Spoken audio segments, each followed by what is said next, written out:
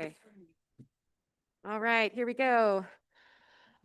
I call to order the meeting April 7th, 2026. We are going to start with a work session and then we will move into a regular meeting once we've concluded all the agenda items for the work session, but we are still going to begin with the Pledge of Allegiance.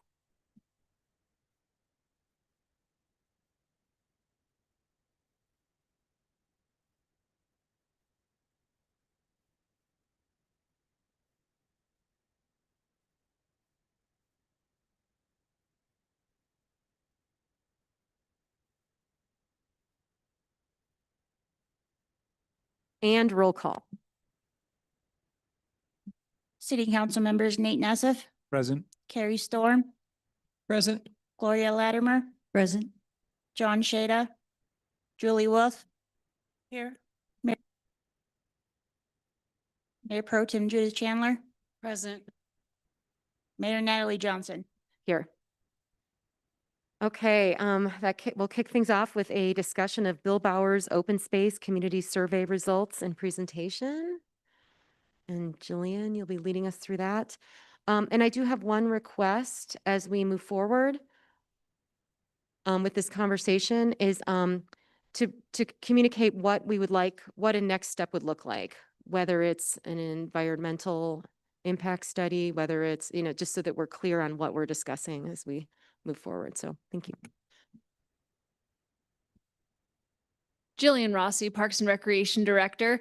Our consultant, Jim, just had to pay his parking, so he didn't get a citation this evening, so he'll be up momentarily. The direction I am looking for tonight and the direction our Open Space Advisory Committee is looking for is whether or not council, after reviewing the survey results and hearing from the community, you support the continuation of a trail development through the open space. That will be the most beneficial piece of information that I will obtain tonight, and it'll give solid direction to our Open Space Advisory Committee as to whether or not we should continue putting time and effort towards trail planning and development through the open space and what else you'd like to see in that area. So Jim, you're up.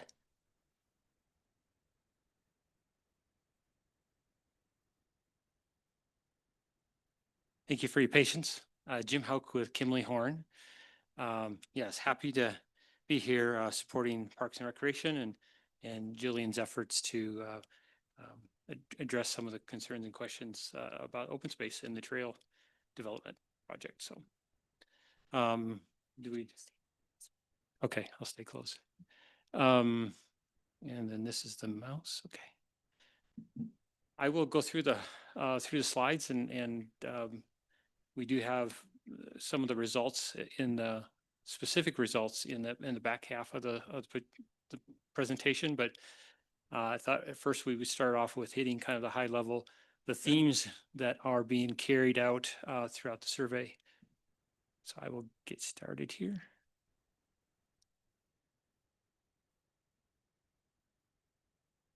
There we go. So for community context, the first couple slides will kind of zoom in on the site itself. So Bill Bauer's open space is anchored there by the park, the existing park, up there by the east end of town.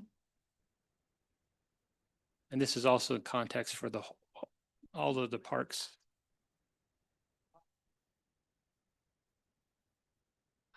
Okay, I just have to point at Kristen. Again, for some context here, we used the city's chip zones as a way of tracking kind of our participants. And you can see here on the left, zone 7 is the zone in which the park and the open space actually sits within.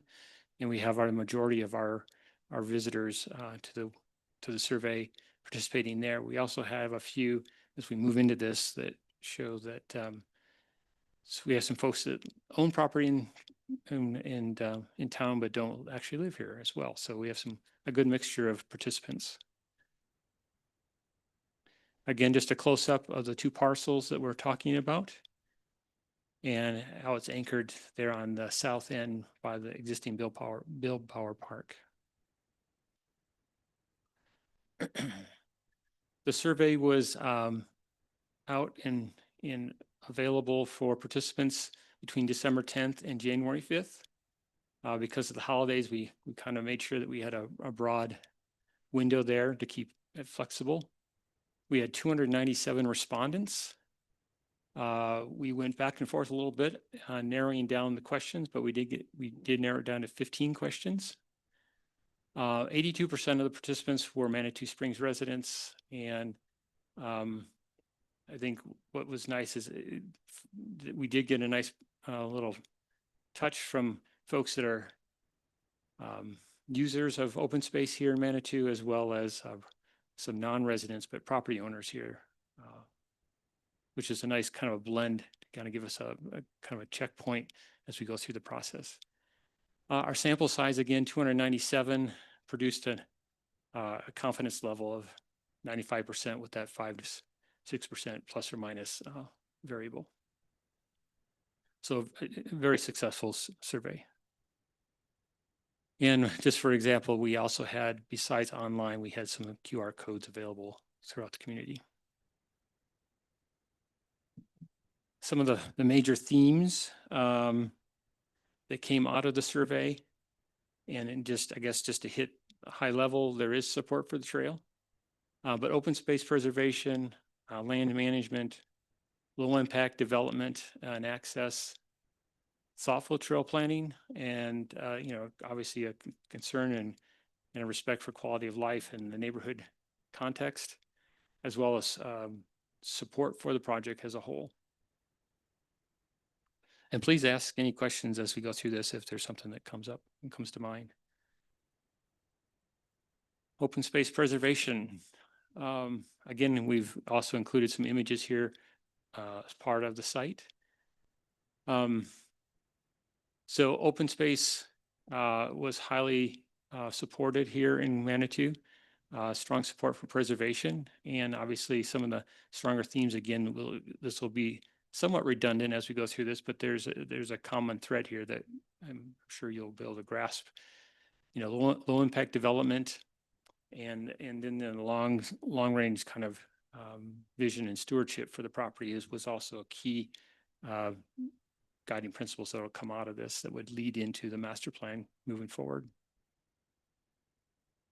We took a look at how it related to the post plan as well as Plan Manitou, and just the alignment and the themes that were coming out of the survey offered a good complementary support for the plans and for the trail project as a whole.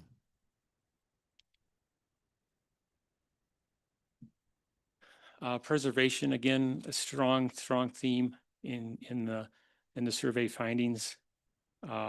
Preserving the open space was obviously top of the list, but also maintaining kind of the features of the property as well as it's as a resource to the Manitou residents, and just a long-term commitment to preserving and reinforcing stewardship and land management here.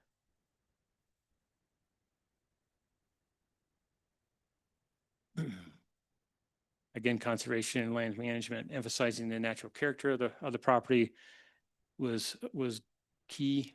Obviously doing things that would not mess with the integrity of the property, clean up what needed to be cleaned up in a sense. Talk about the habitat protection and kind of the minimizing the footprint within the property as well would be one of the variables that come out of the survey as well.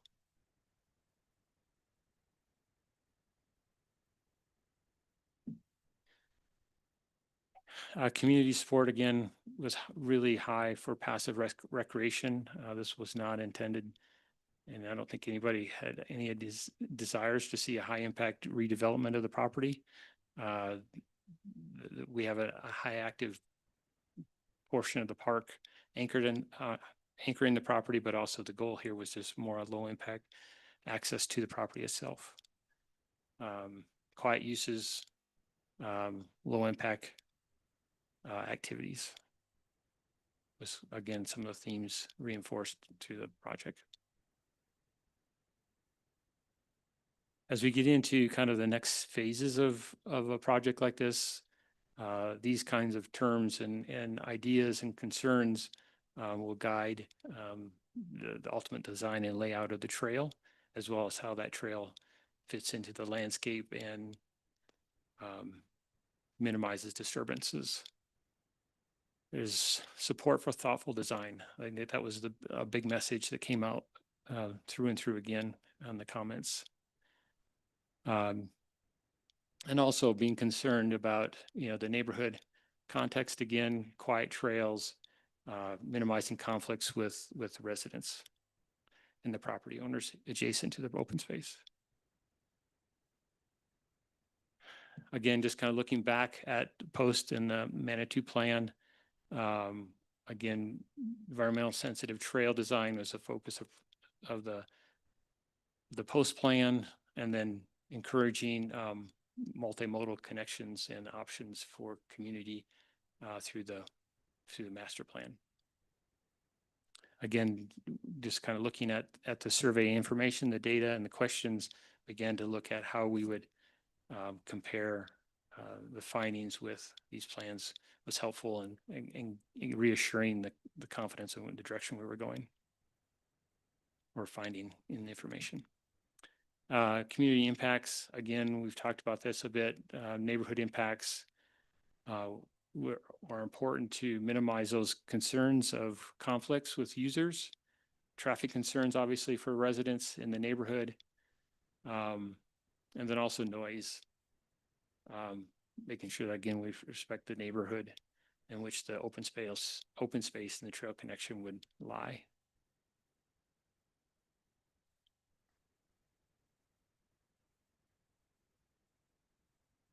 As we talked a little bit about the connectivity, there was support for the trail just to eliminate some of the concerns of Crystal Boulevard, foot traffic that's today is kind of forced out into those lanes, and kind of minimize some of the conflicts and concerns with traffic, giving other options for residents and people trying to connect down into Manitou downtown area.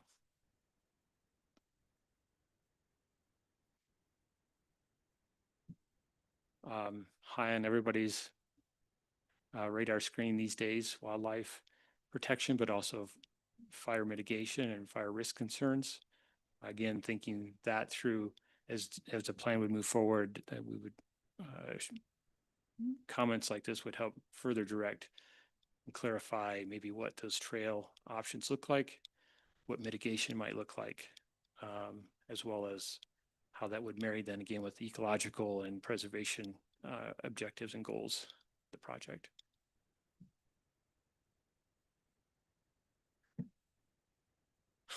It's kind of 3 high points for conclusion here. Community commitment.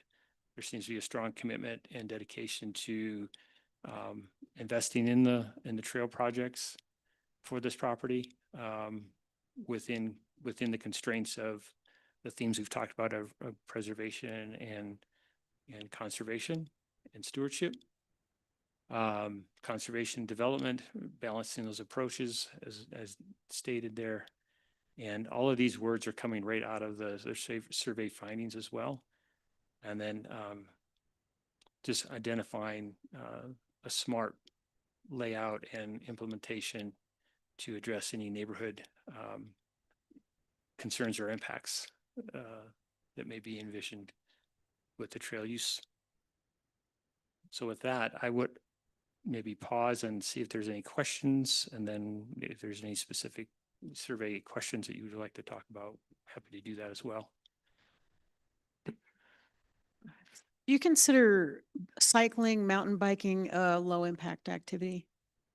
Because you mentioned that the survey indicated that people want this to be a low impact activity area. I'm just curious what that entails for you. I'm asking because there are several residents that are concerned that that it won't be a low impact area.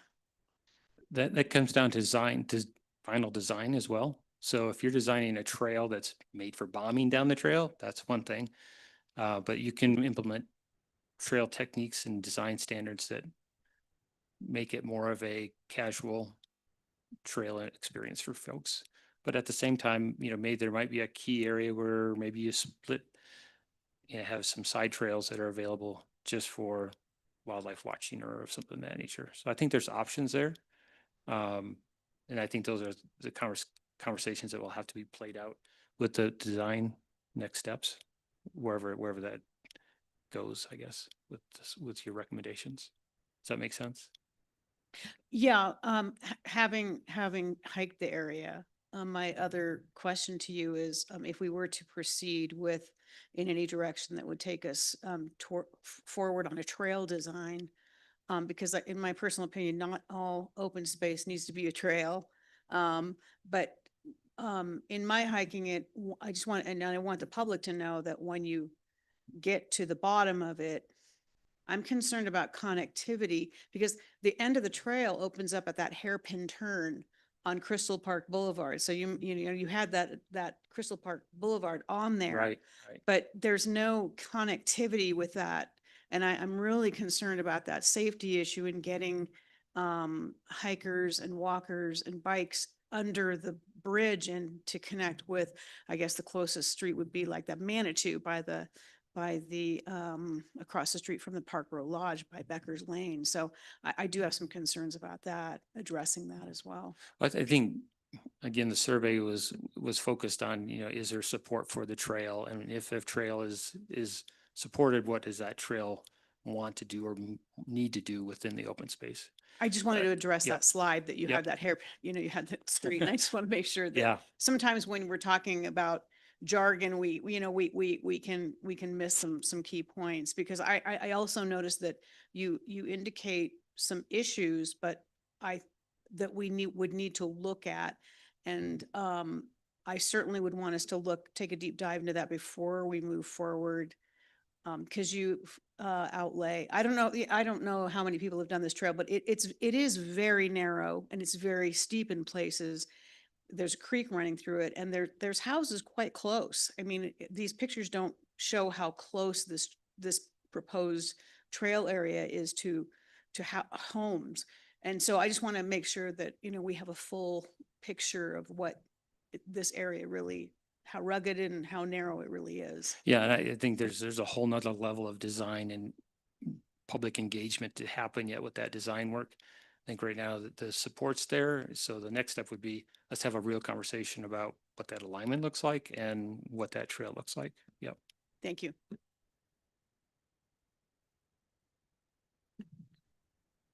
On the one, and this might be a Julian question. On the one survey that asked, would you prefer to use money to maintain and upgrade existing open space trails?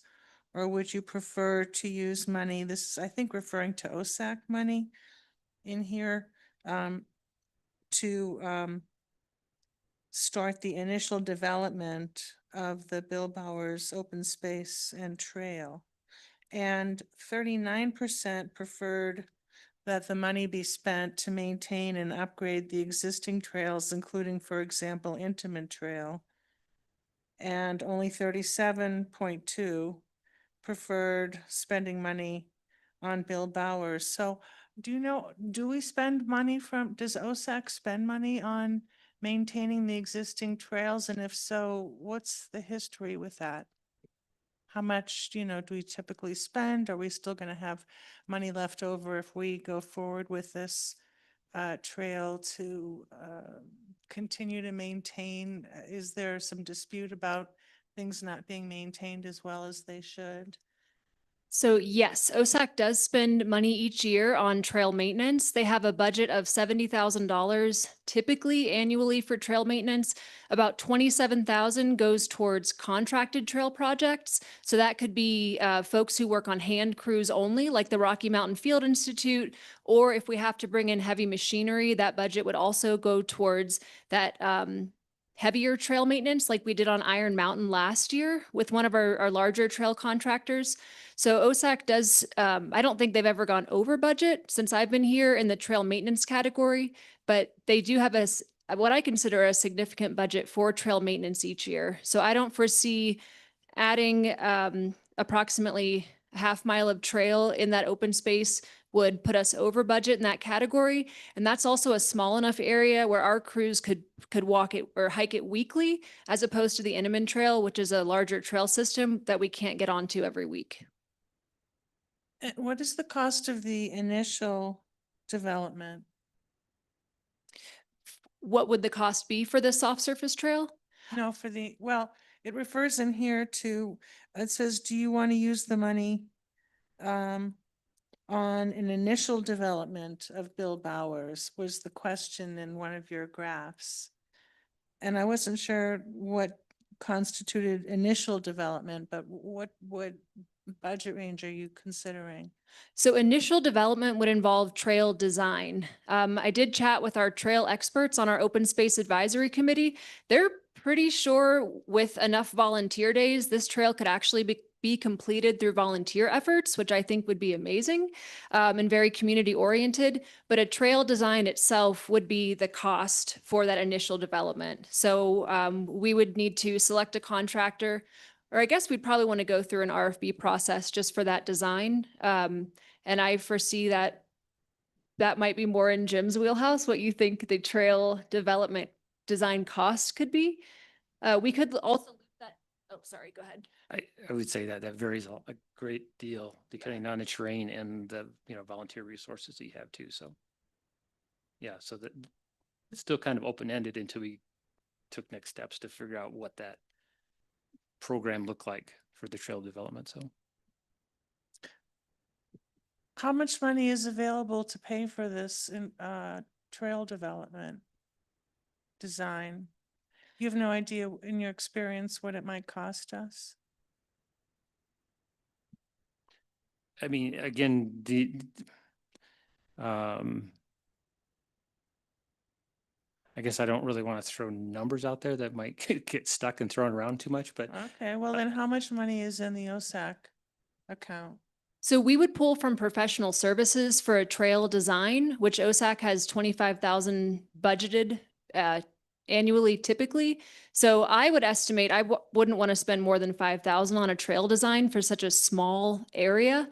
But Jim's right, there are some technical pieces through the property, especially if we were to develop a trail now versus when we might have an additional easement on the property, which would widen that pinch point that you're seeing in the maps.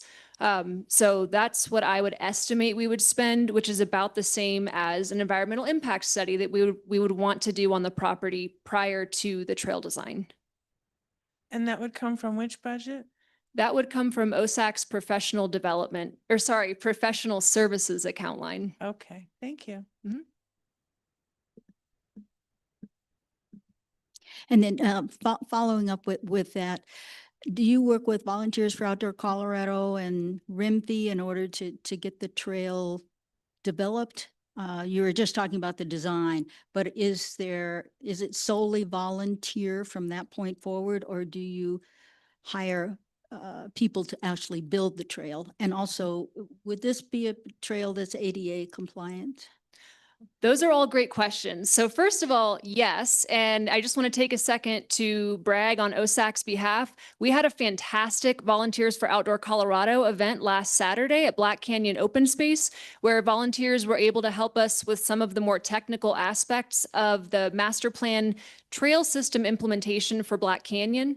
So that was a project that we applied for help for last year, and VOC was able to send 40 volunteers out to the property for a full 8-hour workday, which was very impressive. None of the volunteers left early, which was awesome. And our crew was out there too. And not only were they there for that volunteer day, they came out the week prior to help us map out the trail system.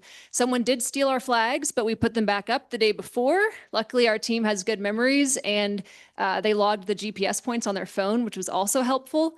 So yes, if we used volunteer efforts, we would lean on Volunteers for Outdoor Colorado, which is a pretty formal process. We also have a great network of volunteers within Manitou Springs. So we held 3, maybe 4 volunteer days last year through OSAC coordination. So that we would use our community volunteers as well. And then RIMFE is a contracted trail maintenance group. So if we were to utilize RIMFE services like we do annually, we would pay for their staff on the trails. And they're trained trail professionals. But if we did have our volunteers working on the system, they would each have a crew leader who is also a trained trail specialist. So it would be a mixed bag. Counselor Latimer, did I answer all your questions? I think you had 3 You in did, there. except for ADA. The trail would not be ADA compliant. It would be multi-use, which means it would be wider than a single track trail, depending on the trail design. And we did have cyclists and pedestrians comment on the survey. But due to the slope of the open space, I don't know how we would make it ADA unless we paved the trail. And that was not what folks indicated they wanted on the survey. Thank you. Thank you. I wasn't sure we were moving on, asking questions or making comments on the actual, graphs, but I have 4 that I would like to make just as a point of discussion, just because this is important.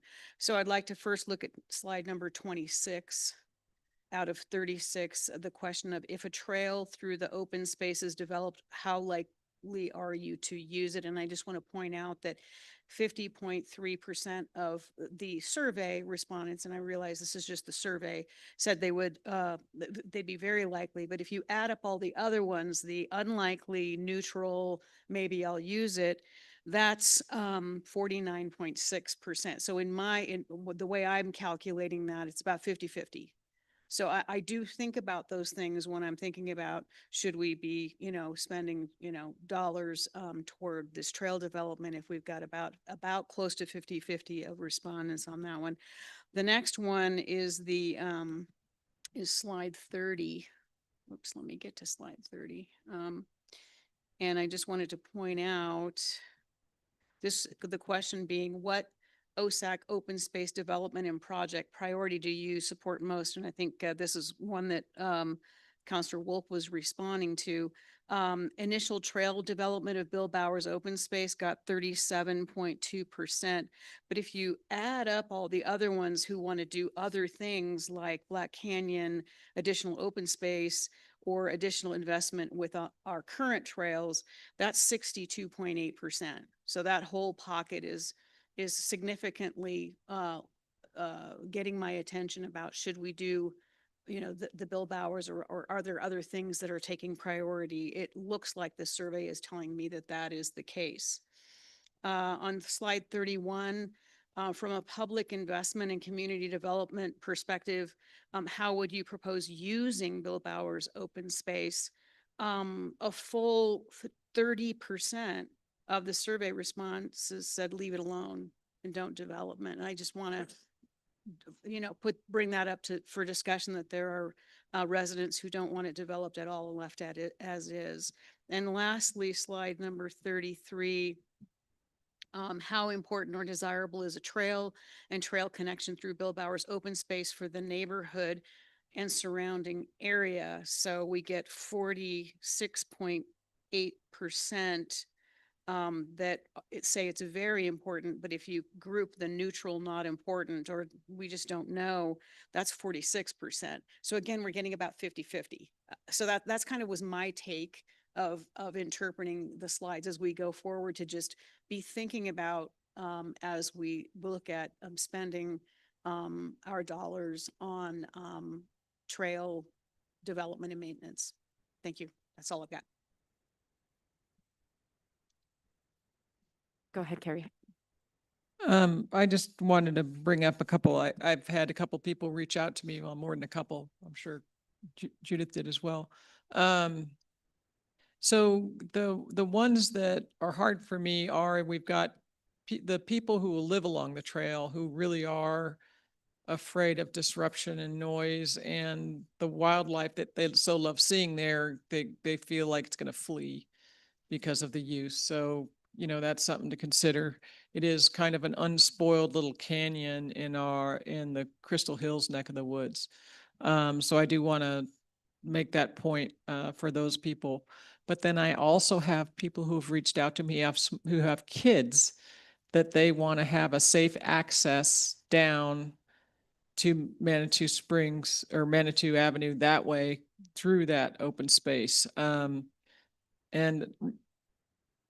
right now, if they either walk on the road, which is unsafe the entire way, including that bend, and they don't have any other options. So they get up to that bend now already without protection. They walk up or ride their bikes up like I do up that back way.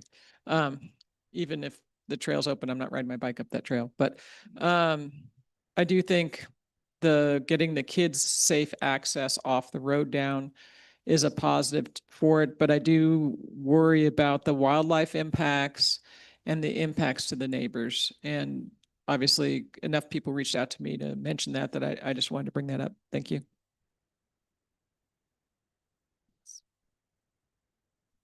Any additional questions or comments?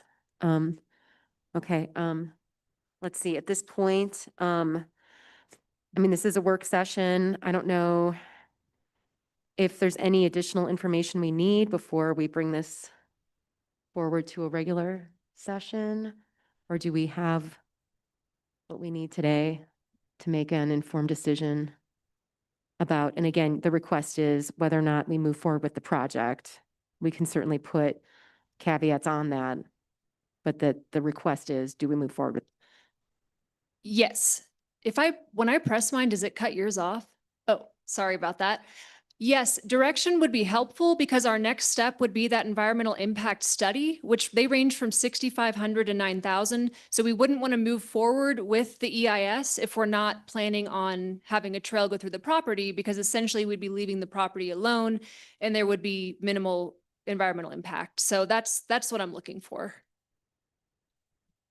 All right, go ahead, Gloria. Would it be possible to get some pretty good estimates on the cost of the trail by that time?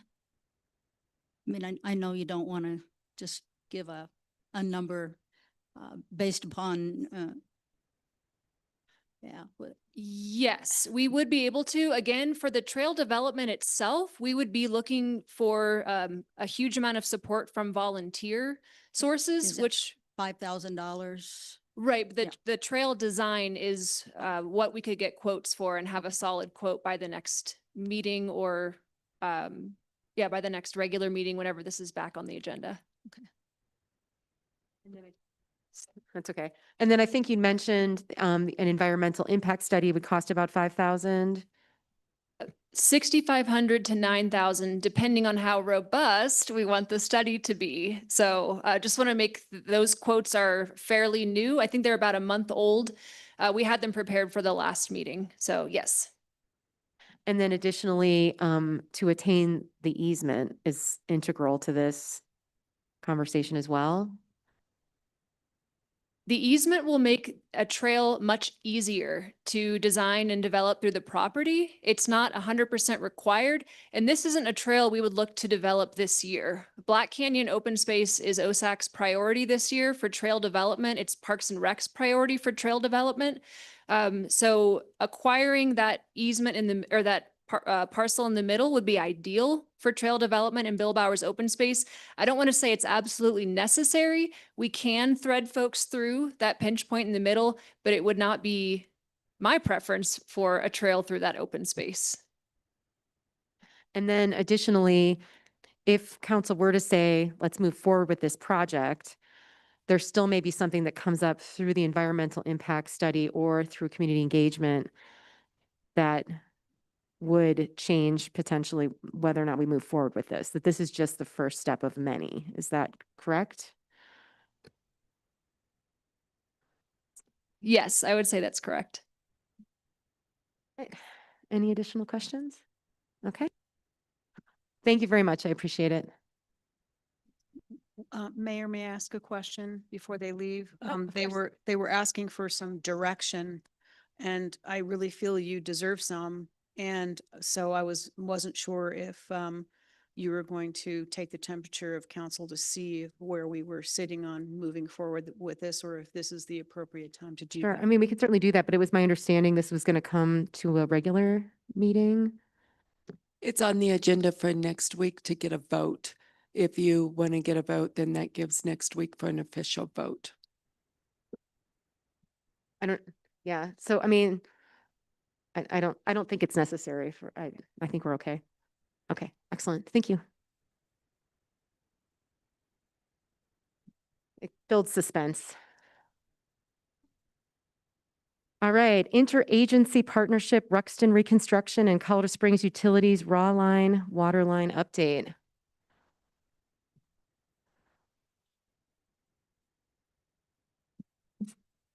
We haven't discussed this in a minute. This is exciting. And this is the first time that you've actually discussed this with this current council. So again, we've been talking about this for a long time, but first time for many of us to engage in it. So here we go.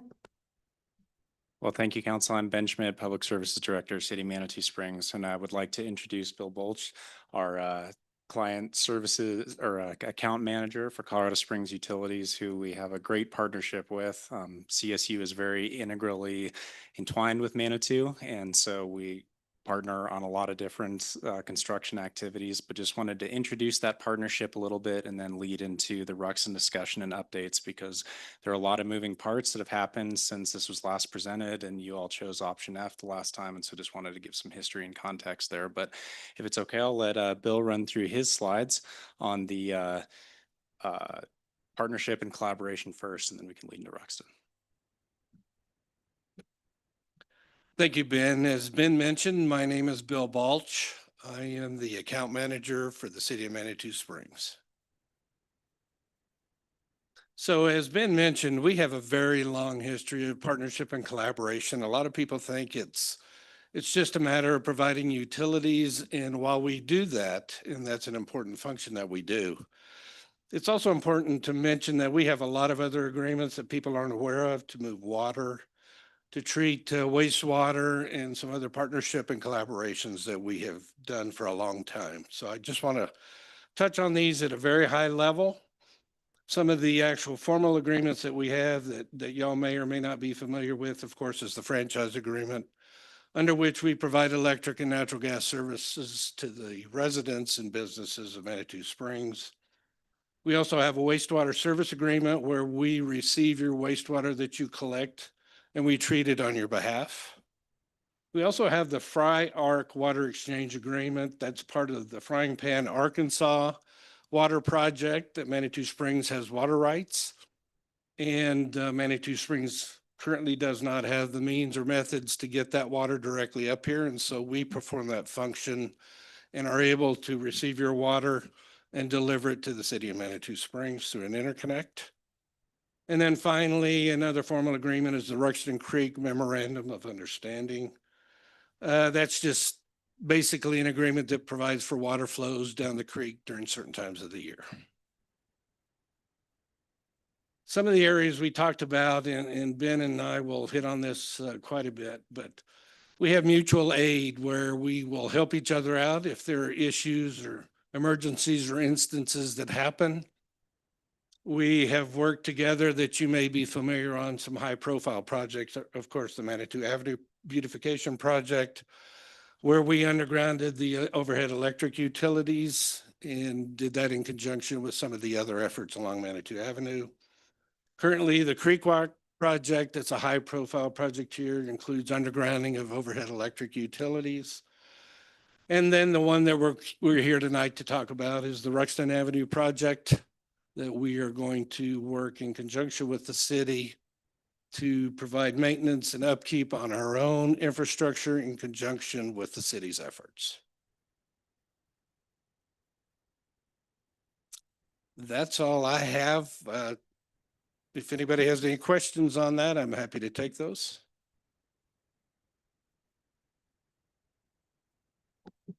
And Bill, do you want to talk a little bit about what you're doing for Ruxton Project? Sure, I'd be happy to. So in conjunction with Ruxton Avenue, as we all know, that's a critical pathway, if we will, through some major tourism areas of the city of Manitou Springs. In addition to that, Colorado Springs Utilities has some major infrastructure that goes down that corridor. And the key one being some water, some raw water lines that bring our water supplies essentially off the mountain in the western slope and down into our water treatment plant on the west side of Colorado Springs. And that's a key water supply for us. We began this project a number of years ago, as many of you are aware of, and it has taken multiple facets and bends and turns, but currently where we have ended up is we have made the determination that we're not going to do anything with our 24-inch raw water line that comes down Ruxton Avenue at this time.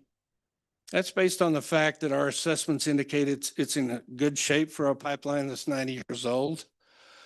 And there's nothing that gives us any pause, any of the excavations or other work that's being done around that pipeline that gives us any cause for concern or anything.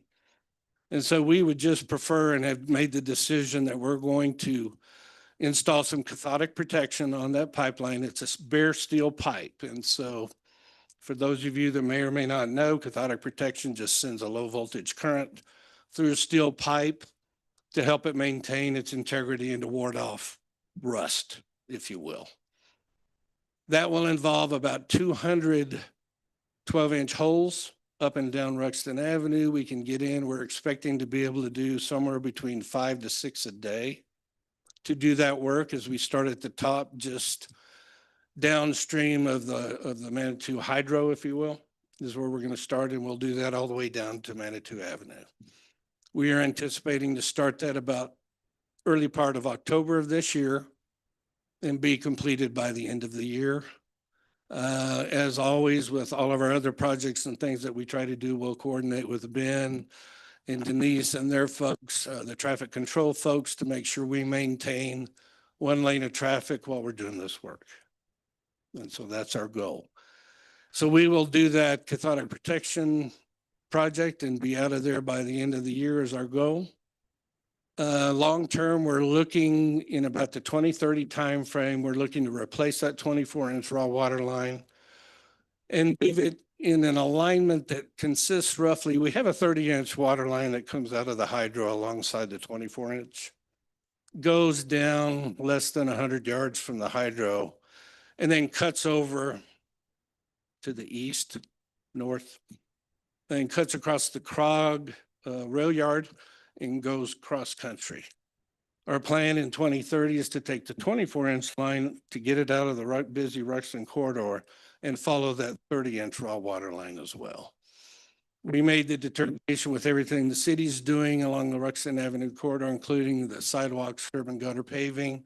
We didn't want to do anything to disturb that for a period of time. So that's kind of what's magic about 2030. So that's our long-term plan for that. And that's our short-term plan for what we have in mind this fall. And so I'd like to talk a little bit about where the work that we've done concurrently, because there were basically two efforts that were going on since that option F was discussed and decided on for council that I want to highlight. So the first thing is I want to run through what option F was just in context for everybody. So as you can see on the map, it shows a rough line of basically where it goes from Manitou Avenue up towards the Cog Railway parking area. Those are kind of the limits of the project. And that includes new curb gutter, ADA compliant sidewalks, some on-streets parking on the south side, full mill and overlay of the roadway that's in not great shape right now, and the replacement and expansion of the storm sewer system, which there's a number of issues there that need to be addressed. Sanitary sewer lining and manhole replacements, and a few water system upgrades, including some valves and additional hydrants on our distribution lines. And when we were looking at this project, one of the key design components was understanding where CSU is going to be at with their raw water line, because if they were just lining this project, but they had to replace the bends and elbows, that has a drastic impact on our scope and design of this project, because there's a lot of utilities that are in that tight corridor. And if CSU affects one, that affects what our design scope is. And so we made the strategic decision, instead of just pushing forward with the design F just wholesale running through, we said we need to understand what the impacts of CSU's project is going to be before we can really make that final determination. So the staff's focus was on making sure we had the adequate funding available, which is the second part of this effort. So just to give a little bit of background and context on where we are from a state and federal funding level. So for the 2025 to 2029 TIP, when we were looking at it from a region-wide perspective, we were looking at not being able to really add any new projects because of the substantial limitations from state and federal funding that have developed over the last couple of years. So our priority was really, how can we keep the projects that we already have intergovernmental agreements funded and make sure that we have capacity to be able to get those done. So that was where the primary effort of staff was focused on, while CSU made their determination about their water line.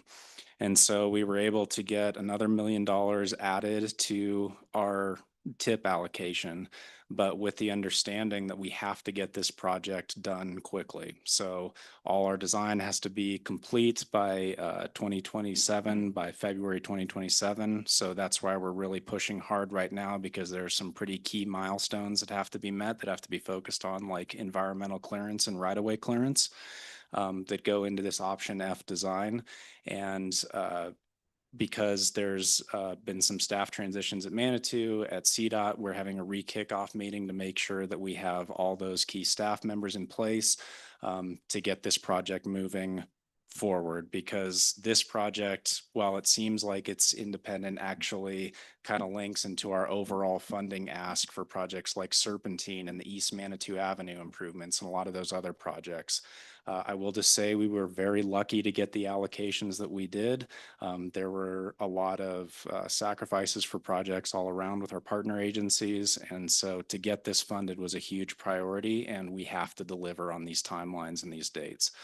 So right now, the focus, now that we know where CSU's project lands, we can move forward, and we're going full steam ahead for that option F design, the environmental clearances, all the right-of-way clearances that need to happen. And then as part of that collaboration, we're talking about, okay, when we do the CSU project, wherever the anode and cathodic protections are being placed, how can we coordinate traffic control as they're doing their project this fall? What lessons can we learn through this project to make sure that we are setting up our project, which will be more impactful in 2027 for success?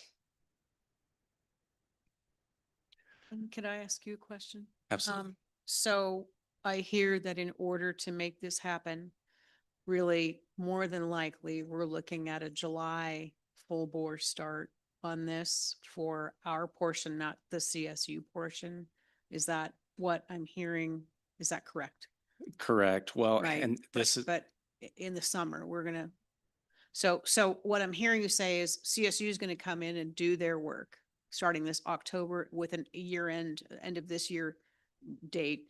And then in 2027, that's when, our portion is going to kick in, and we have to, you mentioned February of 2027 to start the project, or? sorry, February 2027 is when we have to have the design done. So the focus is Okay, getting the okay. design done, That makes complete, more and the sense. Okay. project out to bid. Got it. Okay. To be honest with you, the tough part about planning the project in 2027 when we have to get it done is we may have a winter like this where we can build and push it back in the fall and be less impactful, which would be phenomenal. But at the same time, if we have weather changes that we're seeing in the 2026, 2027 timeframe, where we're looking like we have a much tighter construction window in 2027, we may have to shift that into that July timeframe. And so what I really want to do is make sure we are completely staged, ready to go, all environmental clearances done, plans are shovel ready, contractor is awarded in that first quarter of 2027, so that we can move if we have to based on the weather window. But I mean, this has been one of the most unpredictable years that I've ever dealt with in my career, and we're just trying to be strategic in setting that up and having as many options on the table to keep service open. But I want to make sure that we get the project done. I really appreciate that clarification. Thank you. Mhm. So Ben, let's say we have a horrible summer and we get pushed. What happens if we don't hit it completed by December 31st, 27? We jeopardize losing the funding. So has that ever happened?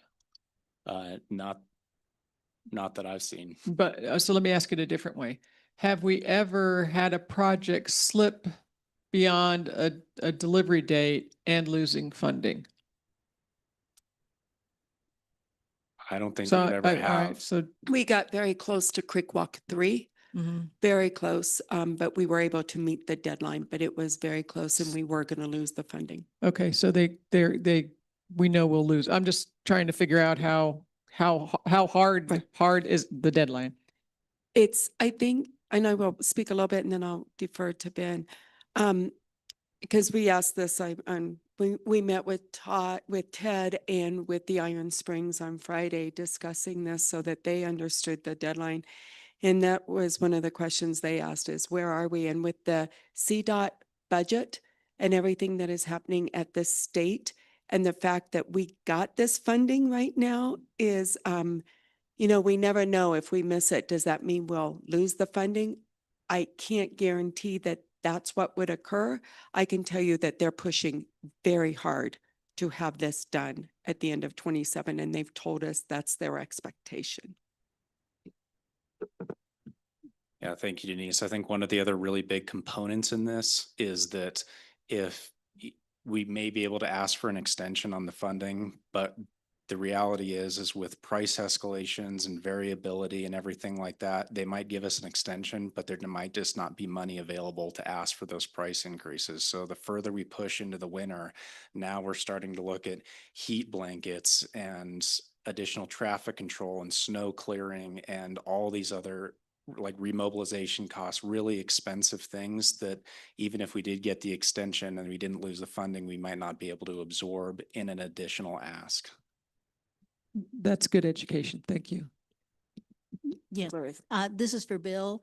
Regarding the CSU work in October and so forth, it's actually a relief to me that we get kind of a dress rehearsal for the future event.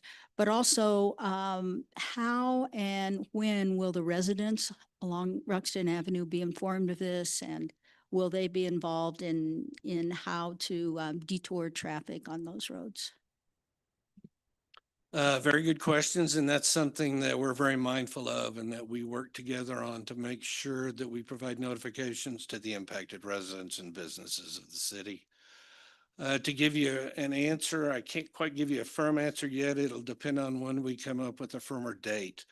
But our intention is to have, I think our intention is to have community discussion, or certainly at least maybe we will send out notifications to all the residents that will be and businesses that will be impacted. And then whether or not we decide or we need to have a community meeting for our part of this project, I think is still to be determined, because we don't think it's going to be that big of an impact. It doesn't require a lot of equipment or anything. It's essentially just one truck and some crews. But in any case, we'll make sure that we reach out to the businesses and impacted residents well in advance. Okay. Well in advance is what I like to hear. And is your part of the project weather dependent as well? Not typically, because like I say, we're just essentially cutting out 12-inch holes and digging down to the pipeline. I would say not typically, but of course, if the weather gets really bad, or if we end up with some really cold weather, it could impact us. Thank you. Thanks for the great work. Just to circle back with Denise and Ben, you had met with the GM, Ted of the COG. How would you articulate his concern? Is it primarily timing and the impact to high season traffic and business? I don't want to try and articulate it. You guys met with him. How would you communicate it? Yeah, I mean, that's the biggest concern that they have, is that if we're doing this project right in the middle of their peak summer season, that's going to have huge impacts. And so the way that we're planning on communicating is, right now we're looking at the nuts and bolts, the funding, environmental clearances, all the engineering criteria basically downstream of those businesses up there. And once we get a lot of that figured out, so where we start to develop what the traffic control and phasing plans are going to be, we will then bring them in to say, okay, look, it's about fall of 2026 when we have most of these plans developed. We have some data for how the CSU project went. Our primary focus is keeping one lane open to make sure that we get our bus services set up and that vehicles can pass, EMS vehicles, and how do we phase that so we're not just shutting down the entire road, impacting all the residents. So we really need to get the business perspective first that say, hey, if we do this in July, here's what our time delay is for the one lane closure. Here's what that's going to look like. Here's what the alternate routes are for pedestrians and for bikes and for smaller vehicles. What do you guys think about this? Can you please point or poke some holes, give us some feedback so that we're developing those plans well early on before we ever go out to bid. Once we got all those tightened up for basically kind of the options of if we impact them in the summer versus if we get a whole different winter to do it in the fall, we can have kind of two phases of those plans. And then once we would get those developed, then we would be able to use that for some public engagement to reach out to residents, to talk about alternative parking locations and maybe some changes in bus routes and options there. It's just, we need to understand the true limits of construction because that allows us, that really dictates what these phasing options are, but we want to have something to present to them to mark up rather than just theoretical discussions. We all, I think, agree on what our goal is to minimize impacts and keep lanes open and keep traffic moving, but they will be fundamental in those discussions to engage in later this year. Thank you. And this touches on Counselor Gloria's question around dress rehearsaling. Do we have any equivalent of this? Maybe not at the level of complexity and duration, but anything that looks, smells, tastes like what we'd enter into with this in terms of impact on businesses and residents, or no, this is really our first rodeo, both in terms of complexity and also the potential impact. In terms of complexity impact, this will be one of the biggest projects the city's ever undertaken. However, we have so many different good communication strategies that we've developed. I mean, for all the distribution integrity management work that we've worked with CSU, we have a lot of lessons learned. And we meet very frequently to talk about how we can improve communication. Our new PIO has some great ideas on how to reach out. So I think we have all the tools in the toolbox. This is just the biggest house we've ever built, but I have confidence that we can do it. I just want to mention, we also have the incline to bring in. We have Mountain Metro to bring in. We have Marymount Castle to bring in. So there's a lot of moving parts and a lot of individuals that we're going to bring to the table once we start these conversations. And one of the things that Ben mentioned to them, once we start this, we'll have weekly meetings with all of them and really be having those communications. But this is going to be a very unique project for us. And the marathon and ascent and the list goes on and on and on. Yeah, so just to, I guess, to reiterate, I mean, obviously our goal is not to do this in July if possible, but we need to complete this project. And the next update that we get from you will be in like November after you've started these discussions with all the stakeholders, or what do you? I'm sorry about that. I didn't mean to cut you off there. Yes, that would be a logical time to do it. I'd like to bring back what our plan is and, show you proof of the stakeholder engagement and all the collaboration that we've had and what our engagement plan is going forward there. But yeah, it'd be nice to have something to present that we've all met on and agreed to so that we can show you kind of what those options are in that November timeframe. And then I just want to mention that we all have a copy of the franchise agreement that we have between the city of Manitou Springs and CSU. So there's some interesting stuff here. And I think one of the things that came up this morning when I was talking to Judith was undergrounding utilities, and that currently the agreement is a 50-50 split, and that's a really great opportunity when we can make that work. So, but anyway, you all have a physical copy. You might want to hang on to it, check it out. Go ahead, Julie. So the total amount that the city would be required to lay out, is that the 200,000 plus the 740,000? So about 1 million?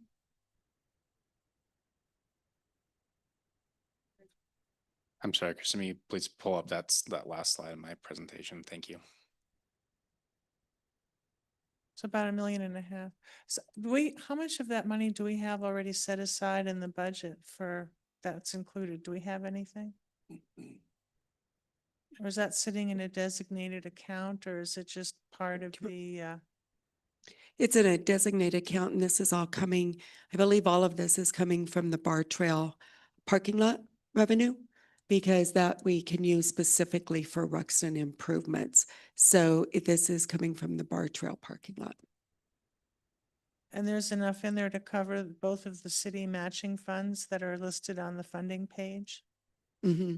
Yes. Okay, thank you. Any additional questions? I'm assuming that, Ben's available to answer questions ongoing. Excellent. All right. Thank you very much. Thank you. Okay. Next up, we have our community survey discussion, and I realize this might take a minute, so I'm just going to, Sharon, you're up for, no, and you're not up, but I'm just saying, like, I don't know if you want to hang in there with us or not, if you're enjoying this, but this could take a minute still. I think we probably still have, what do you think, like a good, 30 minutes or so. So just, you're okay. Okay.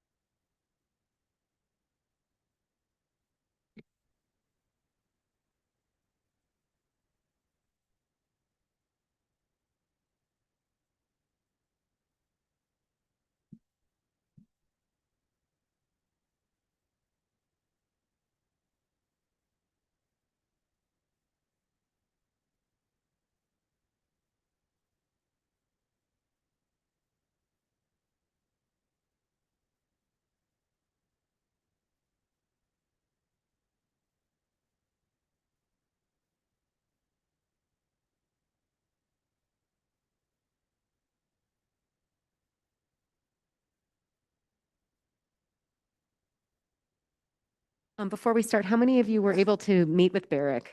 How many of you were able to meet with Barrick? You did? No, okay.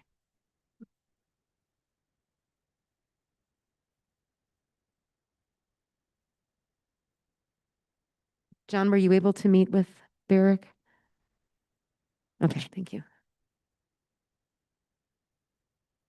Okay, well, I thought, as we're getting everything together, I'm assuming that we all have notes on this, and I thought it would be great if we initially just sort of all took turns and shared sort of our top 2 comments regarding the survey to kind of see where we all were and then see where we needed to go from there. And so I think that's a good starting point, because I think there may be some repetition, and maybe other people will add or offer suggestions that will support what you've got on your list as well. So top 2 just to start with, and we'll see where we go from there. Are we ready? Yeah, I was just going to ask, do you need me to give any kind of preamble where we're at in the process? Absolutely. Thank you.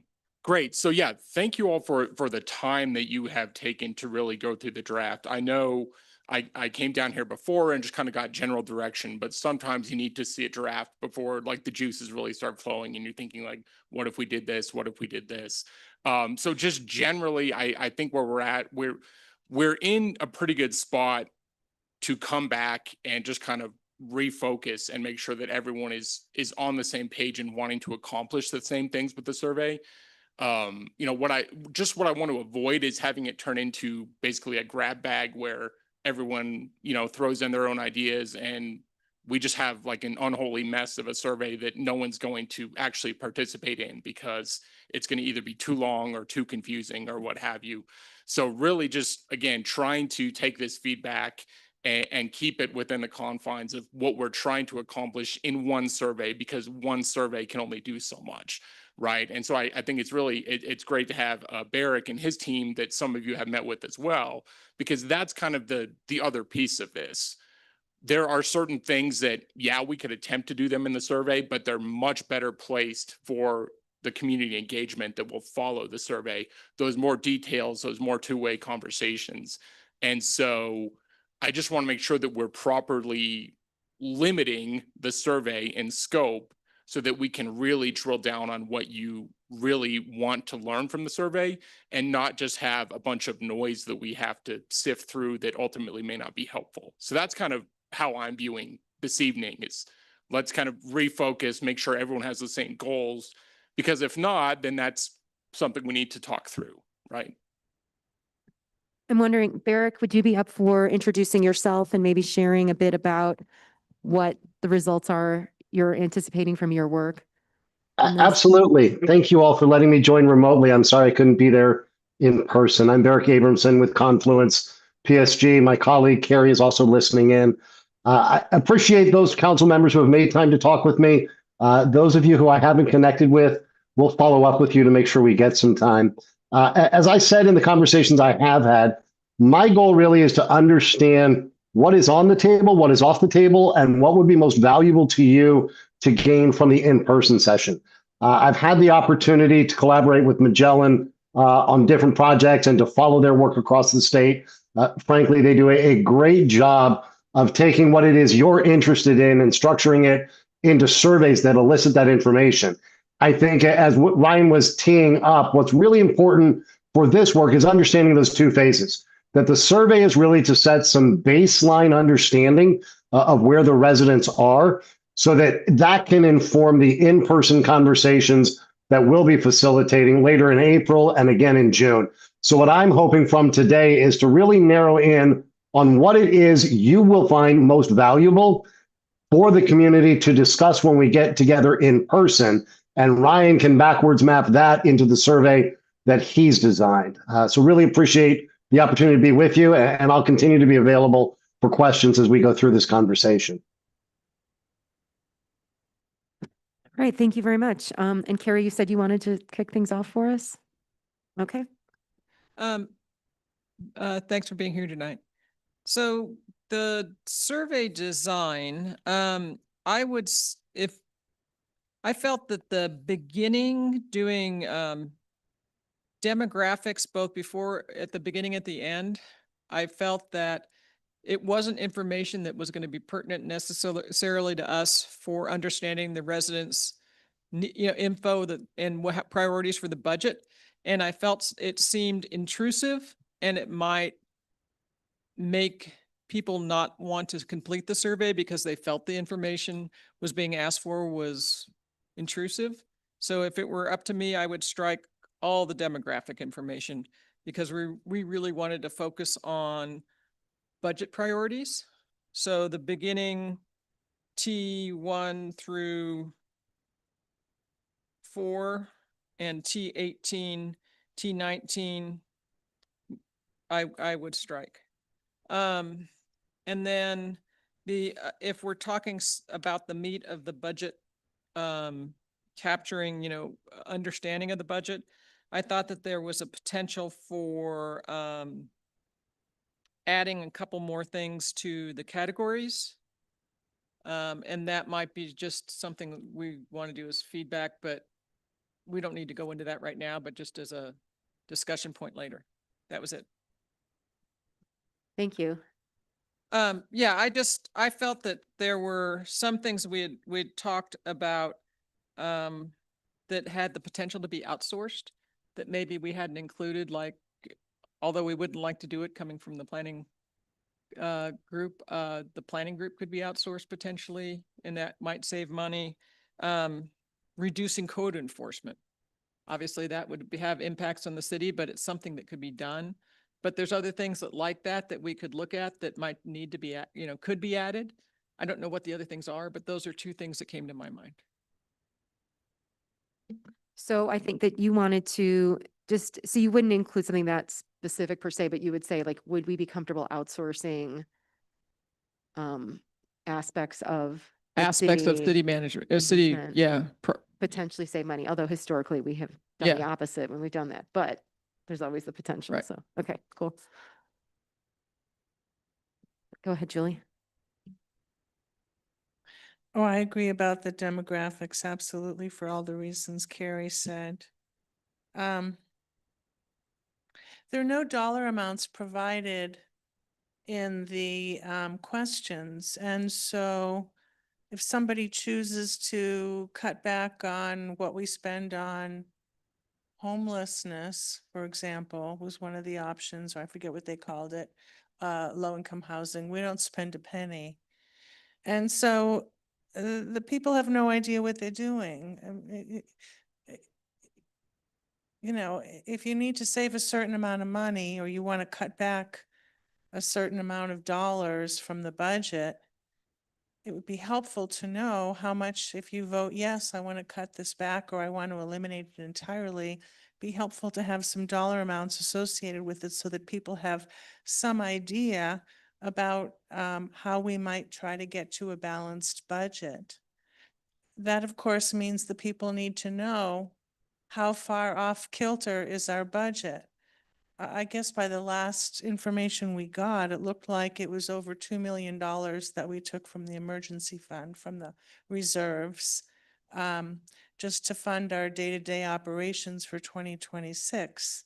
So, and then even if people voted yes, they wanted to eliminate every single thing on the category that exists on the current survey, I don't think it would even amount to $500,000.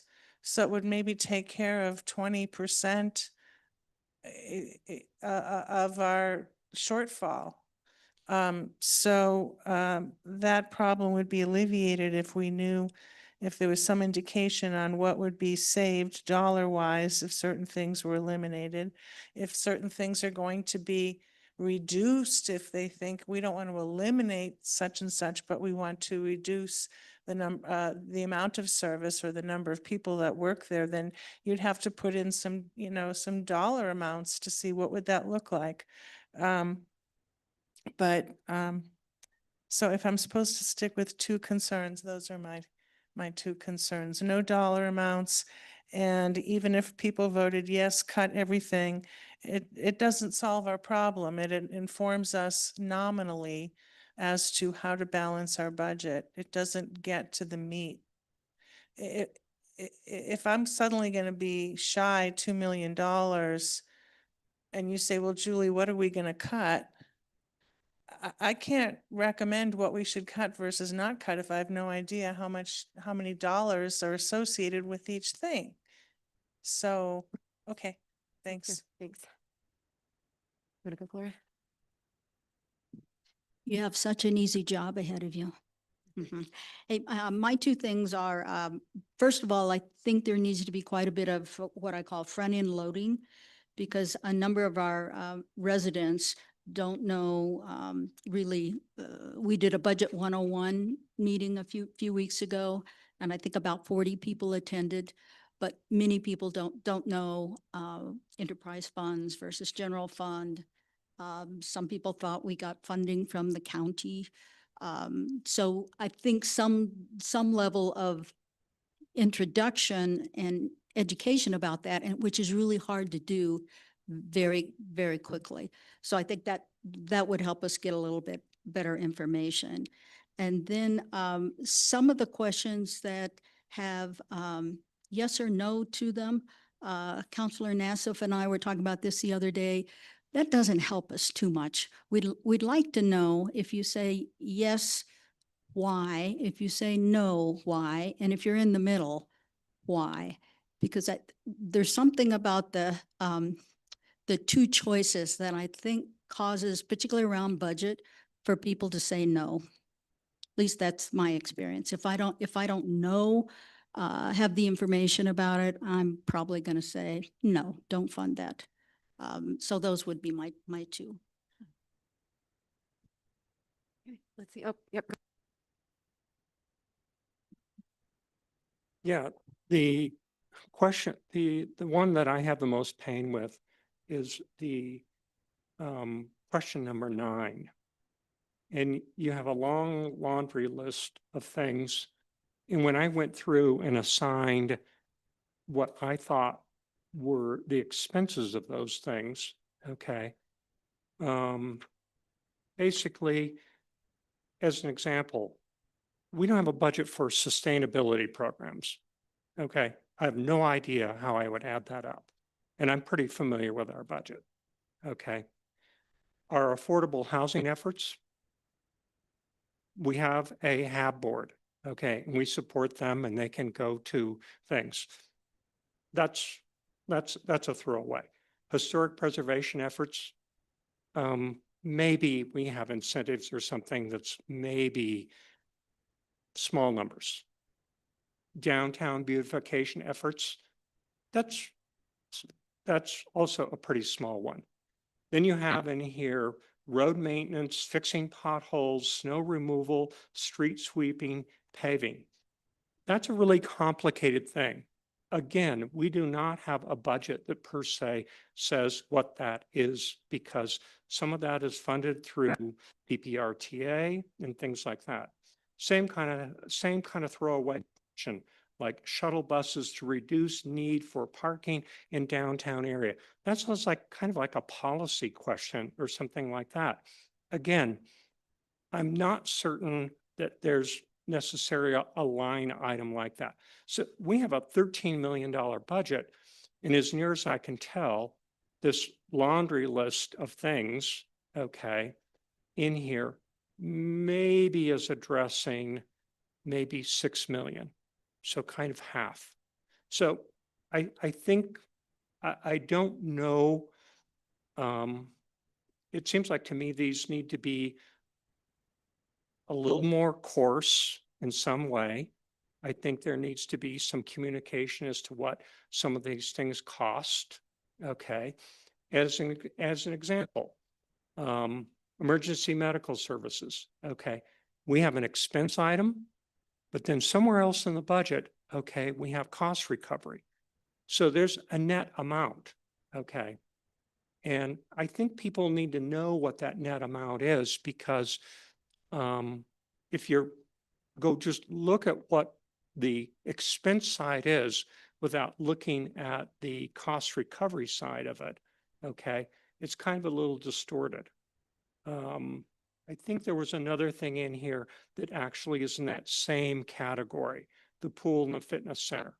Okay, that is not just a complete budget in which we don't have any cost recovery at all.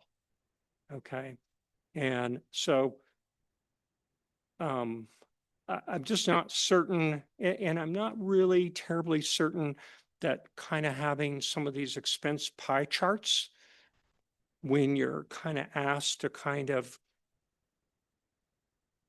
it just seems like to me it's kind of a little bit of a disconnect to kind of look at percentages, okay? When then on survey question number 9, this laundry list of things has nothing to do with any of the percentages that you present. They don't have any connection, okay? Or they're these piddly little things of sustainability programs. Like I said, I have no idea where I'd find sustainability programs. So I'm not certain so I guess what I'd like to ask you is, what do you think this survey, as the way you've currently constructed it, what does it achieve? What would it answer? Sure, yeah. So the survey as it's currently constructed would try to give you just kind of broad answers for what people would like to cut. To your point, it doesn't have specifics in terms of dollar amounts that people are able to see and identify. And I think part of the reason, there was like various points in the draft that we had those in there, but part of the reason is because we want to work more in broad categories and not have a list of 70 different things all with dollar amounts, just because it gets unwieldy at that point, right? So we're trying to come up with categories more than very specific line items in the budget, because really at that point, you're asking someone to do just a ton of work, just going through a laundry list of things. But I totally see your point where we do need to do some refining of these categories so that they become a list that actually would make a material difference. To your point, like these things don't even add up to half or barely half of that $13 million. And so, yeah, it would be great to have just some kind of direction on what those categories should be. And we can even have examples and say, okay, within this category are things like this, but we don't want to put a dollar amount on all of those things like this, just because, again, it just gets too complicated. And at some point, we want the average Manitou Springs resident to actually take this survey. We Okay. don't want to design a survey Okay, that, yeah. so I guess what I want to just lock into you is on question number 9. You have a pie chart of the expense breakdown. Okay. Almost none of those categories have anything to do with the questions. Okay. And in other words, you ask, like as an example, wildfire. We have allocated $680,000 for wildfire mitigation. That's not even in your pie chart. Okay. You ask a question down in here, sustainability programs. Where's that in the pie chart? Are we spending 50% or 10% or 1% or anything on that? So I guess there just needs to be, it just seems like to me, this expense breakdown, whether you want to use a pie chart with percentages and whatnot, this needs to correlate with the questions that are down below it. If this is somehow informing our citizens as to how we're spending our money, then a question like affordable housing efforts, that's not in the pie chart. Okay, so now let's go back to question number 8. Okay. Our revenue breakdown. Okay, so here we have this handy revenue breakdown, okay, which is a pie chart, and I don't understand what it has to do with question 8.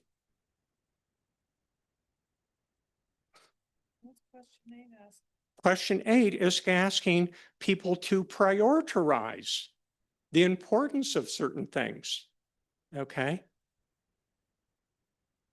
So some of these questions, you know, if you're just taking these things and you're looking at them and you're staring at this pie chart and a revenue breakdown, how does that inform me of these 12 questions?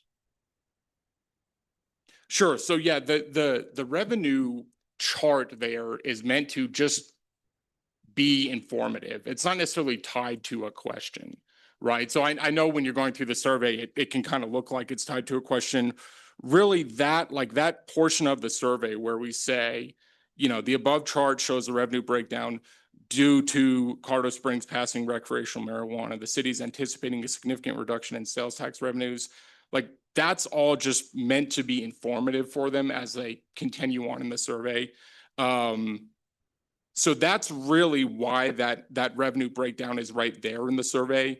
Some of the feedback that we've got from you all may suggest that we're going to move some of that stuff to the beginning of the survey rather than here in the end. And so as part of the editing process, this is just kind of the way that it works is we're going to reorder things, like things are going to get added, but then after you add it, you think, well, it doesn't make sense there, we're going to add it here.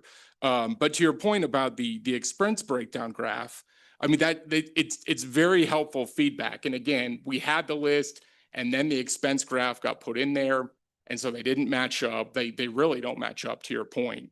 Okay. I think the feedback is that the list becomes the things in the expense breakdown. They are the same list. Okay. And so that way it will make a lot more sense to the respondent if Okay. that's the case. Okay, so now let's look at this. The design of this survey is supposed to help us. Let's look at these 12 categories, okay? We spend a pittance on cleanup and beautification, okay? All right. Fire, I'm not certain. Is that starting a fire? Or is that the fire department? Or is that wildfire mitigation? What is that? Okay. Police services, okay. That kind of sounds like the police department, okay. Trails and open space. Again, if you take this list of priorities, this list of priorities doesn't match revenue. It doesn't match the next chart at all, okay. City buildings, facilities, maintenance, and upkeep. I've been on this council for years and years. We've never even had a discussion about that in terms of how much money we're spending on that or whether that's a priority. So I don't know if that's not something that we're prioritizing. I don't understand why in the world that is in the list, and we're asking community members to somehow or another reorder this list of 12 things. Again, city events, gatherings, concerts, and celebrations. This, we don't have necessarily a budget for that per se.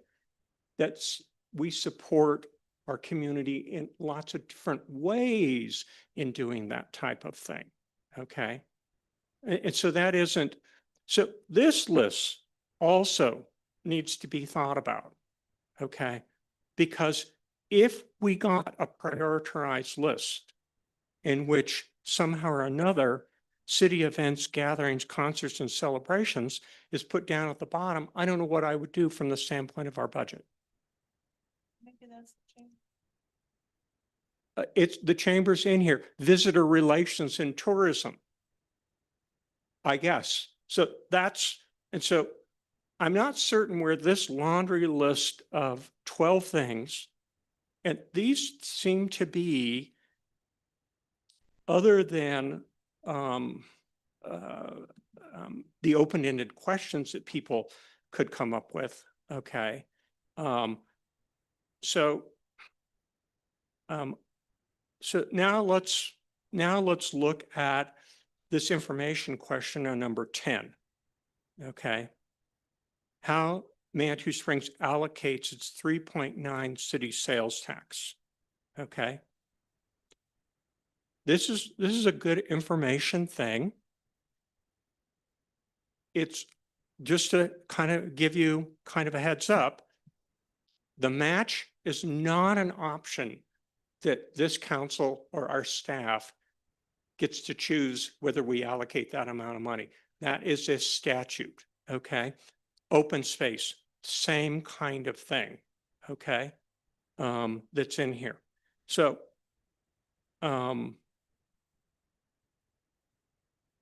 what I'm unclear about is what is the graphic with this here for the city sales tax when then we get into the weeds down here and ask about sales tax, property tax, lodging tax, and amusement tax.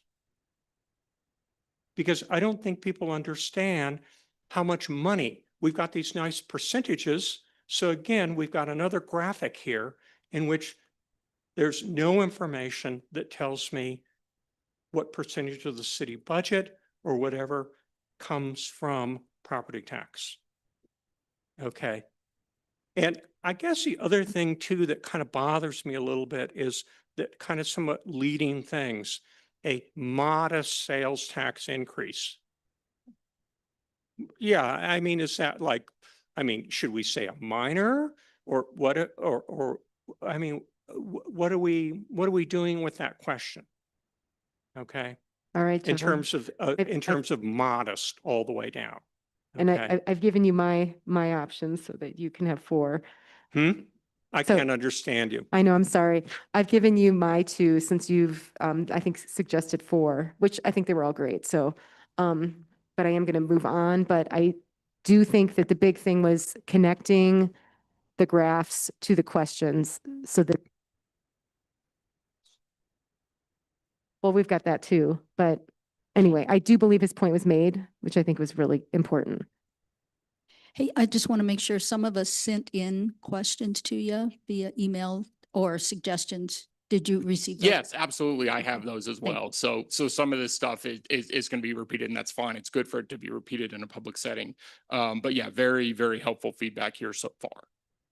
Okay, Judith? Thank you, Mayor. So I want to be careful because I get two things right. But and I apologize. I had a hard copy that I redlined and then I left it on my kitchen counter. So I'm relying on my, my, computer copy. So I feel like we're kind of dancing around an issue with the community. And to me, you know, Counselor Shada asked what you thought you might get out of this survey. I asked myself and had a conversation with Barrick about what I need to get out of this survey and what I believe council needs. And that is clear, usable data for which I and my fellow council members can make knowledgeable and informed budget and policy decisions, right? And so my concern about the survey, and again, this is just a work session, this is great to have, I'm so grateful we're having it, and this is a heavy lift, is that how can I expect you, the community, to give me usable data when I don't think we're letting the community even know what the scope of the problem is. And I think the community deserves to kind of know where we're at while they're going through this. So I agree that we can let go of all of the demographics questions and really focus on being open and honest with the community and saying, this is our current issue. This is what we're looking at, you know, this is the budget shortfall we're looking at closing. And I agree with Councillor Wolf. In order to do that, the community deserves to at least to have a reasonable cost of some of these items. Because as I added these up, I'm like, great, 15% of our budget, right? If we so I think that the community deserves to know what have a better idea of what the scope of the problem is. That's one of my issues. And I think we can get there by just being open and honest. And if we want them to be open and honest with us, we need to be open and honest and very direct with our questions. The other thing, in addition to the demographic questions I have problems with, are these kind of questions that I kind of term softball. Can I call usable data out of a question like, do you approve or disapprove of the job the city of Manitou Springs is doing, right? I just think that's a little disingenuous. I think we can craft better questions. If we're going to ask those kind of introductory questions, I would rather ask, what is the community's confidence level in the council and the city to grapple with these issues? So I want to reword some of those questions because to me, otherwise they're unusable. So here's another one. Please explain why you strongly,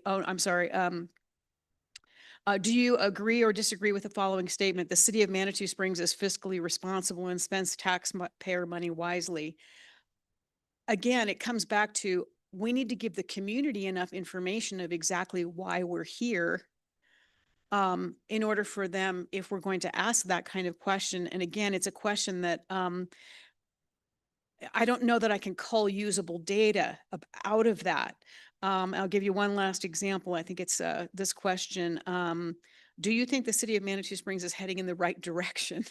I mean, to me, what does that mean? So to me, I'd rather help you in crafting more really usable questions than those.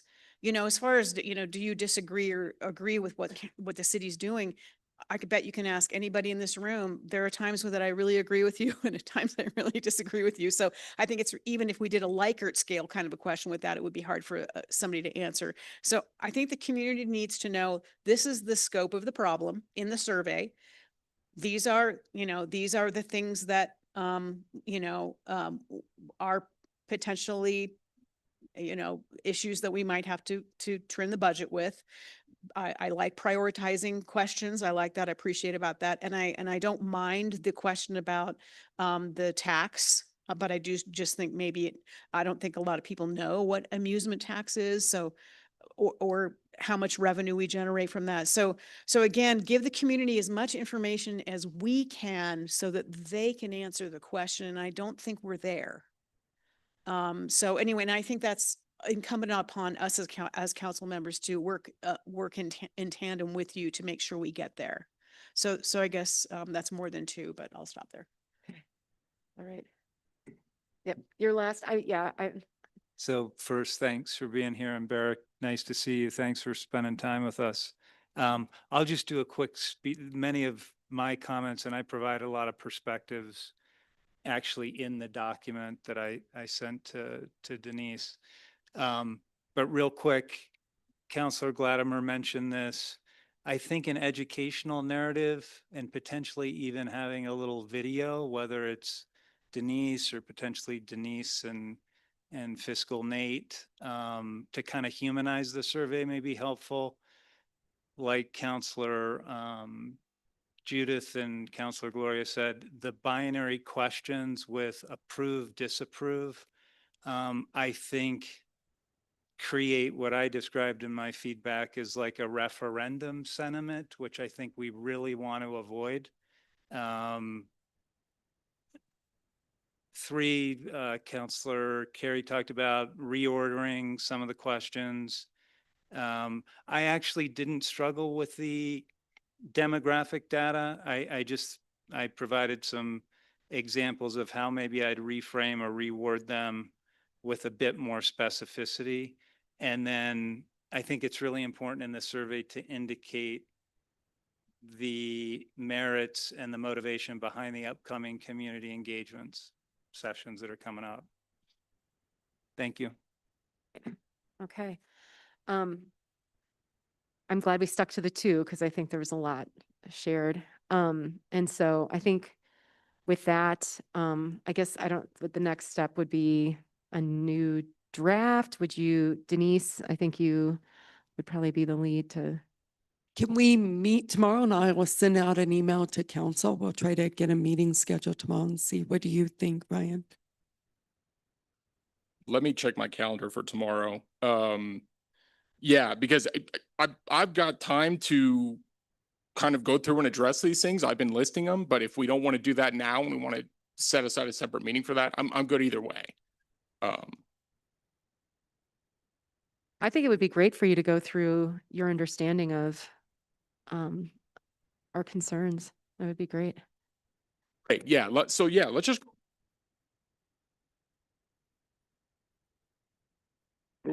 take that next step of producing the second draft. So and I'll just go in the order that I saw them, and I'll try to look at you if I remember. You're the one who said, but I know there's a lot of similar feedback across the room. So as far as the demographic questions are concerned, we don't need to ask them. I'll explain the reason we do, though. The reason we ask them is so that we can ensure that the survey respondents actually match a representative, picture of what the community looks like. So to take an extreme example, let's say we field the survey and 75% of people who take the survey are over the age of 70. That doesn't match the community, but we don't have a way of knowing that if we don't ask them those demographic questions. So that's why we ask them. But so I really would just put that back out to you all. Is that something that you're comfortable with, or is that something you really want to be able to know? Yes, these do, in a sense, match the demographics of the community, because that's kind of how we would go about accomplishing that.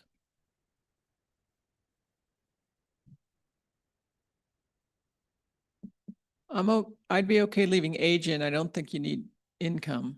I think that. Okay, so yeah, maybe, so maybe I can be flexible. Sure. So maybe we just stick to kind of the core demographic questions, and we include, or we remove some of the what I would consider secondary ones, and I can just give you my opinion on what we really need and what's more of a secondary demographic. Absolutely, we can do that. And possibly add an option, prefer not to answer on the, if we're going to ask. Sure, yeah, we can do that as well. You know, the issue when you do that is that a ton of people will answer, will say prefer not to answer. And so you know, if you're trying to weight the results to match the community and a whole bunch of people say prefer not to say, you know, it's not the most helpful thing, but certainly we can include that as well. So.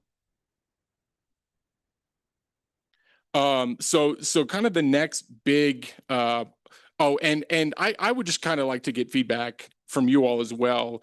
Do we want to add a piece to this about the idea of outsourcing city services?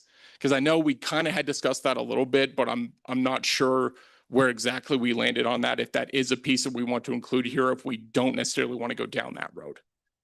I think that would only be helpful if people knew what would be the financial impact. Otherwise, you're going to ask if you should use butter or margarine in the apple pie that you're making. I mean, it's just so random. So If I knew it was going to save a lot of money, or if I knew it was actually going to be twice as expensive, I think that would inform how I answer the question. But sure. again, there's no information anywhere in this survey really showing us. The percentages don't help. We need dollar signs. So there's nothing in here to show you, would that save money? Would it not? Or so why ask a question if you're not going to provide the background information for it's not informed consent, if you will, if you were to put it in medical terms. Sure. So that's a really good point. So I think maybe the way to handle that is towards the end of the survey, once we've restructured, once we've given them that information to say, you know, now that you know these, you know, facts and figures, is there anything that you would like the city to consider outsourcing to potentially save revenue? And, you know, in that kind of open-ended question, we're not going to give them a list and say, what if we outsource this or this or this or this? Because then it's like, where does it end? Where does the list end? We could give them a couple examples to your point about code enforcement or, you know, the planning group, things like that. We could give them examples, but really we'd want to know anything. And it's kind of open-ended. It's kind of just to see if they have any thoughts on that particular issue, if we do want to go down that road of introducing it. I think that's how I would handle it. Does that make sense? Yeah, it makes sense. But again, going back to the numbers, right? We need Yes. we need to do the internal analysis to say, why even bring it up if it doesn't make sense? Right? If there's no cost savings to doing it, there's no point in bringing it up. That's why I said we need to think about, look at those things. And if it doesn't make sense, why bring it up? Right. Right. So Why even entertain it? that's something, yeah, I guess that's something that, you know, I would just wait to hear, you know, once we crunch the numbers, is there something that actually makes sense? Obviously, there's things that, like, we're not going to privatize these really, you know, big budget items. Like, so to me, that's kind of why it didn't make it into the draft, because you almost didn't want to open that Pandora's box of every potential thing that people might want to see outsourced. So, yeah. Well, you know, I know we do this very careful dance about giving the community enough information to, you know, to answer the survey without overloading them, because some of these things, they are costs, but they're also revenue generators. Yeah. Ambulance service, right? It's a cost, but we recoup some of that. So that's another thing with outsourcing. Are we you know, and I don't even know, I don't have an answer to the question on how much financial information we include, but if we're going to include the cost of things, we might want to, on some of these, indicate, you know, in parens, the revenue we generate from them. Sure. And that's to your point about the net, right? Like, and for some of these things, the net is what's important, not necessarily the cost. Can I make it? I just want to say, if we do outsourcing, we don't know what that's going to cost. So we would have to do pretty much a RFI to see what the cost would be. Outsourcing police, I don't know if that's cost neutral or if we would end up paying more. Outsourcing public works, again, I don't know. We did AMR at one point, right? That's about so we just don't have those numbers to put in this at this point, if that is something that you want added. I would like to add that I'm not in support of adding this. And the reason why is that there are bigger picture issues with some of these things. Generally speaking, in most communities, when you take something in-house, for example, our organic land management, those kinds of things, they tend to be cost effective to bring them in-house. But for example, the ambulance system, there's a health and safety issue that we, right? We reduced our ambulance time to get to your door when you're having a stroke from 20 minutes to 6 minutes. So you can't put a price tag on that. So I'm just really careful. I'm leery about that question. Well, maybe the right thing to do is just take it off the board.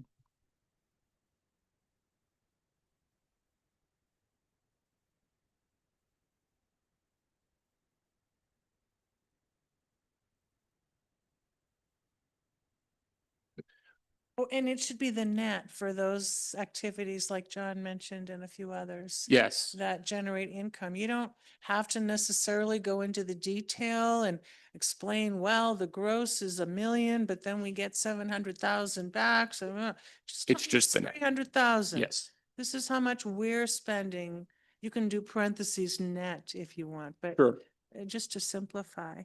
Yeah, so absolutely loud and clear. A couple things about these charts in here. One is that, and this just kind of happens as we're putting things in at different parts of the survey. The list is there. The list should have been changed to match the charts. Like it's luckily a pretty easy fix. And that's what we're going to do. We're going to make that list match the charts. But on the charts, to your point, it can't just be percentages. It has to be dollar amounts, right? And so, Yeah, like, I don't know, and you might want to include each department, or you might want to include specific services.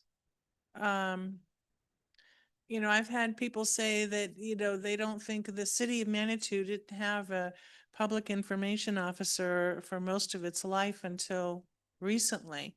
And so is that really necessary, or is it necessary to have as many admin people that you have? And, this is the kind of thing we hear on the street, but those people, we have to give them the information on, roughly what we're spending in certain categories, so they know if cutting that category is gonna help us balance the budget. And like Judith said, if they don't know how short we are, why are they, like, what's the point? yes. I mean, that's like, if I said, I lost my job, how much should I cut? Well, and I don't give you any information.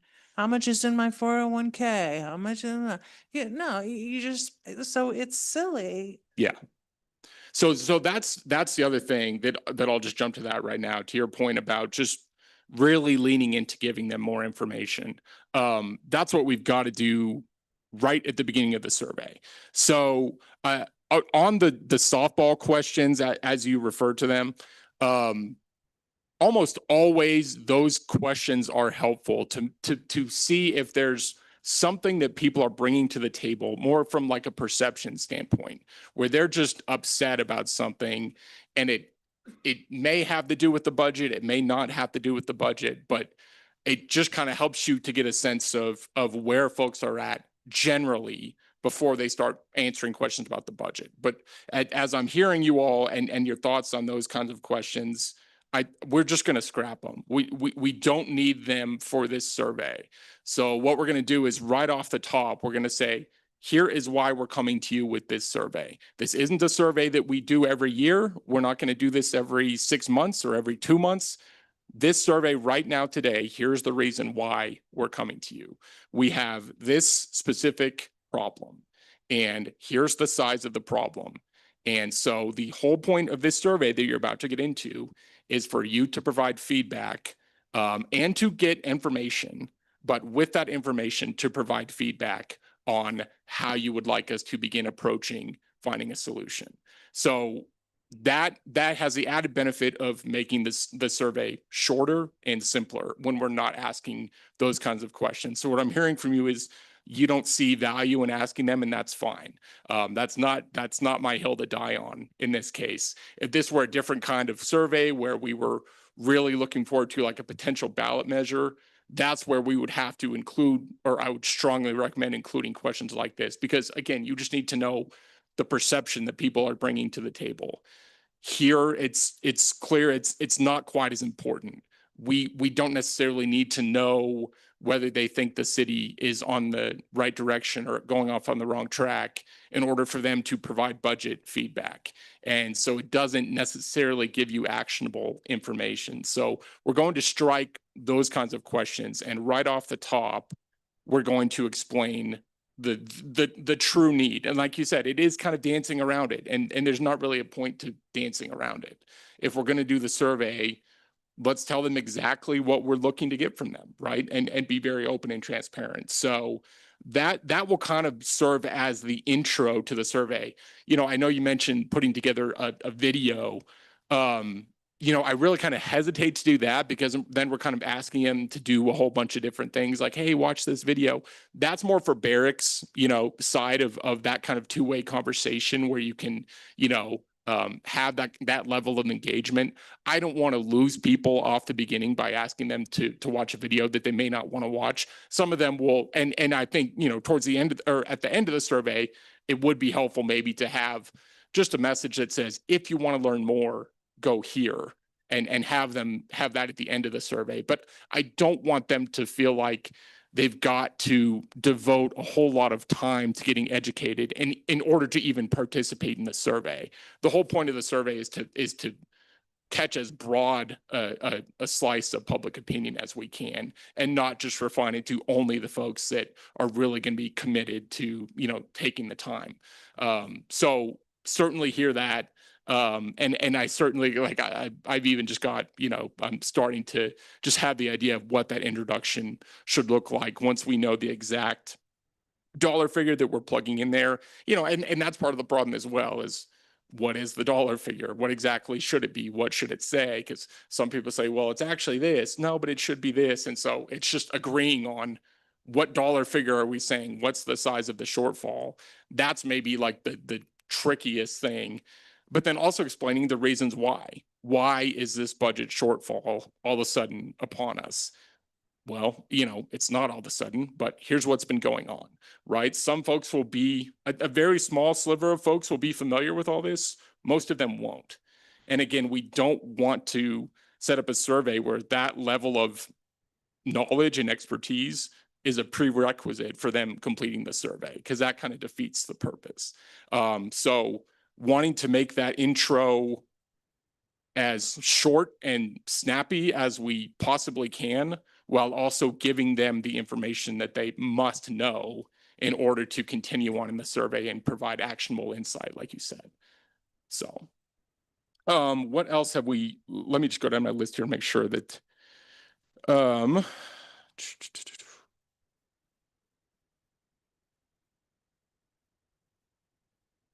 yeah, so I mentioned we're going to take those categories from the charts, but we need to put dollar amounts, not just percentages. That's really important as well. I also think, to your point about fire, what does fire mean? Like, that's one word that can mean a whole lot of different things, right? So we do need to have just brief kind of explanations of what each of those categories actually entails, so that people can understand. You know, some of the, like, police seems very, you know, obvious, but there may be some things that are done by the police department they don't even realize are provided by the police department. So trying to, again, without making it so that people have to read a book in order to complete this survey, but trying to help them understand these are the categories. And within these categories, here's what this means, here's what this means, here's what this means. Here's the amount of money that we spend on this category, and here's the percentage of the city's budget that it comprises. And, you know, as I'm thinking about this, like, it's almost like the percentage doesn't really matter. It's the dollar amount that matters. And so just even trying to think about ways we can convey this outside of a pie chart, because the pie chart's really used to show percentages, right? Like, that's the visual of a pie chart. And it's kind of irrelevant to this discussion what percentage it makes. You either are comfortable with the amount that's being spent on these services, or you're not, whether it's 4 or 40% of the budget. So just definitely shifting away from those percentages and getting more into the dollar amounts. But Again, not the dollar amounts for a whole bunch of different stuff, just the dollar amounts for these broad categories is definitely kind of the feedback or direction that I'm hearing. You know, the front end loading that was mentioned, yeah, like that'll kind of be the new direction we take, where we're just giving them information off the top of the survey, not in a way that will bias their opinion at all, but just in a way that educates them so that they're better able, because, you know, the last thing you want is just someone frustrated taking the survey saying, I really want to give an informed opinion here, but I just can't, because I don't know certain things. So as much as humanly possible, we're going to try to make sure that that's not the case. But you know, there's always going to be some folks that say, well, if only I would have known X, and X was not something we got into in the survey, because we do have to limit ourselves some point. But definitely, you know, very helpful feedback. And again, I'm just kind of conceptualizing the draft in my head, even as we're talking about it. So very helpful. I think that, yeah. Well, I don't know. At some point when Counselor Shada was talking, there was a pie chart that mentioned OSAC, OSAC, and MACH. And that shouldn't be anywhere in here, because those are monies that have nothing to do with our regular general fund budget. Those are monies that come from other sources outside the city, and they have to be spent on certain things, or the sales tax money for match. So that shouldn't even be in here, because that'll just confuse people. Yeah, no, that's a really good We point. don't have the option of spending OSAC money, which is for open space, to repair some toilets. Like, we can't do that. So just keep that out of the. And then Judith too.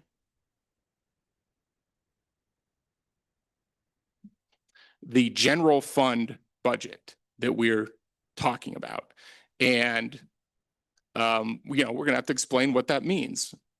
I mean, it doesn't have to be that, you know, it's not water, it's not sewer, it's not all these other specialty things. It's not even the parking department, part of which is what pays for the streets that you have in there. Right, right. If that's coming from parking, then that's not anyway, so. Because yeah, otherwise they're going to look at the charts and well, what about this? Well, this chart is a general fund budget. So we're going to try as much as we can, knowing that most are not familiar with the process coming into this survey. We're going to funnel them into only thinking about the general fund budget. And yeah, when we have open-ended questions, other stuff's going to creep in there, which is fine. But as much as we can, for the purposes of the questions that we include that aren't open-ended, we want to avoid that confusion. Absolutely. So we will definitely just drill down on general fund budget and what that means and what that doesn't mean, so that they can better be informed and answer questions only specifically related to the general fund budget, and try to get anything that might be distracting their opinion that has nothing to do with the general fund out of their mind, so that we can have useful feedback and not have a bunch of people saying, oh, what about this, when it doesn't matter and it's not relevant to the discussion. So Just to confuse you more, I just thought of two demographic related questions that I think we might want to make sure are in there. And the first one would be, are you a homeowner? Because if we're going to ask the question of, you know, would you be interested or willing to increase these tax categories, property tax is one of them, and I'd like to see how that correlates to property ownership. And then the other one is, you have a question, and then there are you a business owner? And do you, if so, you know, are you a business owner that owns your property or lease? I think those two are also, if council is amenable, that would provide really useful data. absolutely. So yeah, I would consider the homeowner question to be a core demographic that I wouldn't recommend dropping. And specifically for the purposes of this survey, yeah, we hardly ever ask whether someone's a business owner for most of our survey work, but for the purposes here, I do think it's prudent to include that. So. Can you cross tab all of the results? Absolutely. And that's kind of, you know, that's the other benefit to asking a lot of demographic questions is that you're able to cross tab and see, Thank you. are there, important differences? The other one that hasn't really been brought up, but I do think is important is a geographic breakdown, just to make sure that we're not having a incredibly overweighted sample towards one part of the city while others, are underrepresented. So. Okay. And my last thing was, we have requested that the survey also be available in paper form. Just wanted Yes. to- Yeah, Just a absolutely. reminder about that, because we do have residents who won't respond to a text survey. Right. And so when we, even when we communicate and are, beginning to launch the survey, that will be a sentence that's included. If you would like to take a paper copy, you can pick it up here. So, and probably actually right here, literally. All right. Sorry, I'm trying to turn mine off. Go ahead, hit yours. I think that covered most of the, and again, I'm really thankful for just kind of the feedback and direction here. I think it will give us, and again, sometimes you got to get a first draft out there in order to get to a second draft, and so it's pretty normal process. But certainly it's it involves quite a bit of work, not just on my end, but for you all and staff as well, to put some of these things, some of these figures, some of these graphics together. And so certainly glad that we have this more clear direction kind of that we've got from you all, having the chance to review the initial draft. I feel like we're in a pretty good spot. It just will involve more work to make sure that we're able to provide all of the educational information that we need. And again, just being upfront, agreeing on what is the number, like what's the public number that we're going to have out there? What's the size of the shortfall? Even just things like that. It's just stuff that we have to nail down. So.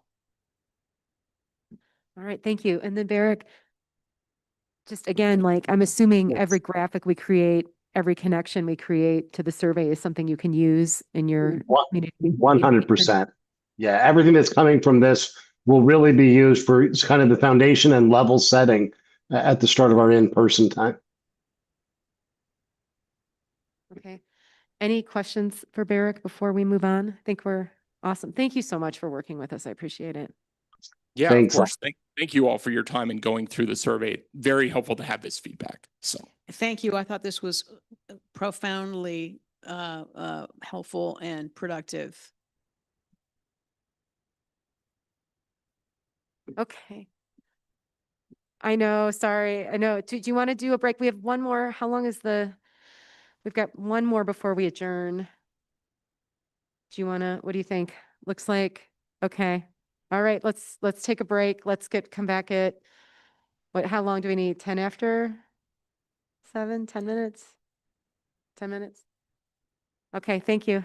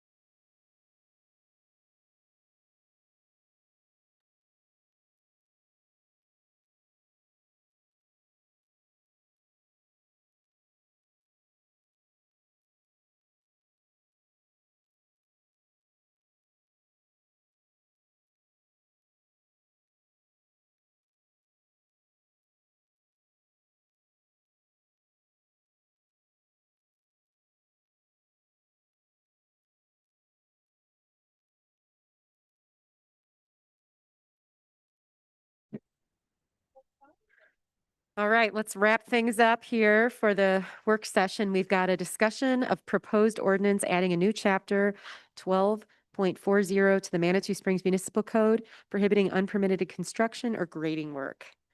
Thank you for bringing this back to us. Yeah, thank you, council. Just some backstory. This was brought up to the previous council to address an issue that we were dealing with where we had a number of contractors who were doing work in the right of way without permits, which was affecting a lot of the community. Homeowners were, being stopped from being able to get into their driveway. There was no permits. There was no tracking of the compaction or the roadway issues. And then we also had some other issues throughout the city where large scale grading was being performed, which adversely affects the runoff onto neighboring properties. And really what we're looking for is a discussion about how we can implement some more enforcement tools in our toolbox, because staff spends a lot of time trying to track folks down, telling them they need the permit, pausing construction. Meanwhile, the community's affected by these activities. So, oh, sorry, go ahead. I'm happy to kind of run through two high level of what this is really affecting and what it's not. So there's two primary areas that we're looking at enforcing, and that is work within the city right away. So if you're cutting the sidewalk, you're cutting the roadway, you're changing the drainage patterns of the roadway drainage infrastructure in the right of way, this is where we need enforcement on the grading permit. And then also if you're doing, once again, large scale grading under Title 18 in our grading permit checklist, like if you have a long sewer line that's more than 250 feet and 3-foot depth, or a massive 30 by 20 excavation, or you're engaging in any of those big triggers that would require runoff. This isn't really looking for the fence you put up, or the small garden, or the little bit of landscaping you're doing around the house. This is really looking for, are you making massive changes to your property, your private property, and grading, which will affect the right of way or your adjacent neighbors. Absolutely. Okay, go ahead, Julie. Yeah, so when I'm looking at 12.40.010, the unpermitted work prohibited, if I'm reading this correctly, section A only pertains to if you're in the city right of way or city owned property or city controlled property, not your own home or your own business, right? And then B pertains to private property, but it's only pertaining to grading work.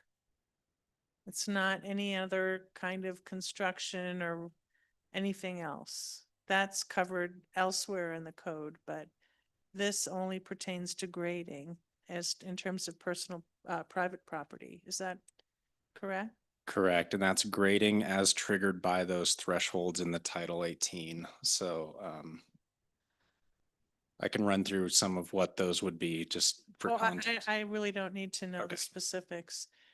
And it doesn't mention that title under the definition of work that's prohibited without a permit. Should that be under subsection B? That's a good thing that we could It look just at. says for- any grading work, period. Any. And maybe that suffices. But if you want to limit it to the grading work that requires permission or a permit under some other code, then I would seem to me that you'd want to add that to section B. I'll consult with our attorney about that, because I think the way that was all encompassing, saying a grading permit is required by this code, I think it meant the code including Title 18, Title 14, if it was one of those triggers, but I'll consult Okay. to make sure that that's what it's Yeah, 'cause intending this to do. This usually just means the city code, and maybe that suffices. Were you referring to a city code when you just mentioned pursuant to some other title? Correct, yeah. Oh, okay. Okay, thank you. I think that clears things up for the public because they were freaking out thinking that anytime they, did a little wall repair on their house or something, they were gonna get fined if they didn't get a permit. Yeah. Yeah, any other questions? Judith, go ahead. Yeah, a couple things. So in the memorandum that was with the draft ordinance, you mentioned contractor. In fact, you bolded it. And then I don't see anywhere in the draft ordinance the word contractor, and you use the word individual. And this is just my ask to you, is that something that we need to include in the ordinance, say, homeowner or individual or contractor, because it was a little confusing to me on who will be subject to the fine. And I do understand that often the homeowner is the GC, right? So I just was wondering, is that adequate language to just put individual that covers all of the contractor or the homeowner or so because you bolded it, I just was wondering if what you meant by that. It says any person though, right? Any person. Any person, and then in the In the memorandum, it memo. specifically calls out contractor, but then there's, in the subsection A, it's city right away, and then B, it's homeowner. So I was a little confused on what the scope of the ordinance covers as far as who will be penalized.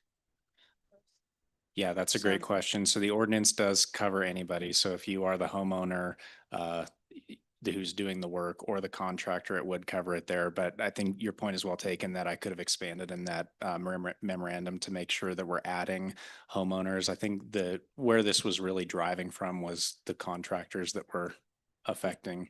But yes, I'll note that for future memorandums to make sure I include that. Thank you.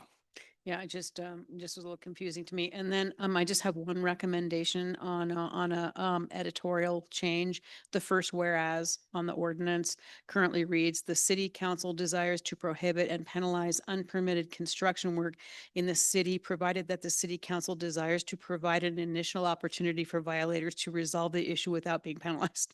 And I would recommend that we amend that to be a little bit more clear, to state the city council desires to prohibit and penalize unpermitted construction work in the city, comma, after providing an initial opportunity for violators to resolve the issue without being penalized. That's my only editorial recommendation that I have. That's all. Thank you. Thank you. And then Carrie?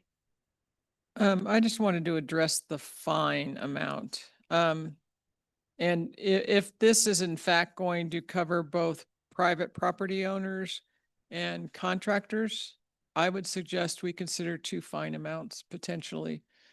No, Julie's saying no, but I from a contractor perspective, a larger contractor, $1,000 is nothing. $1,000, they might just break ground and do it anyway, because for $1,000, if they don't slow down their project, I mean, that's been my experience with large contractors. They don't really care. $1,000 isn't going to make them blink. 2,500 might. And $1,000 for a homeowner, a private person, is probably a lot of money, but I don't think it is for a contractor. So I would suggest considering two different fines. Thank you.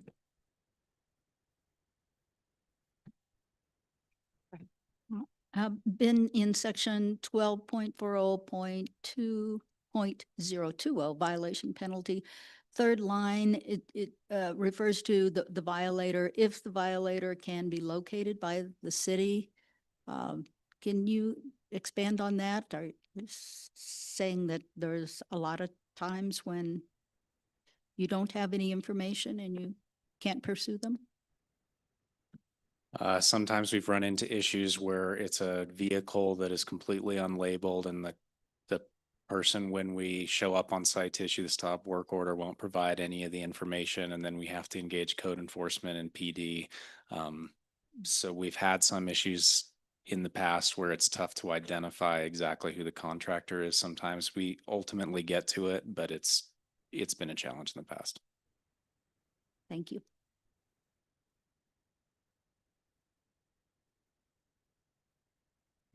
I just have one quick request, and it's just in the memo, and it's just that fiscal impact.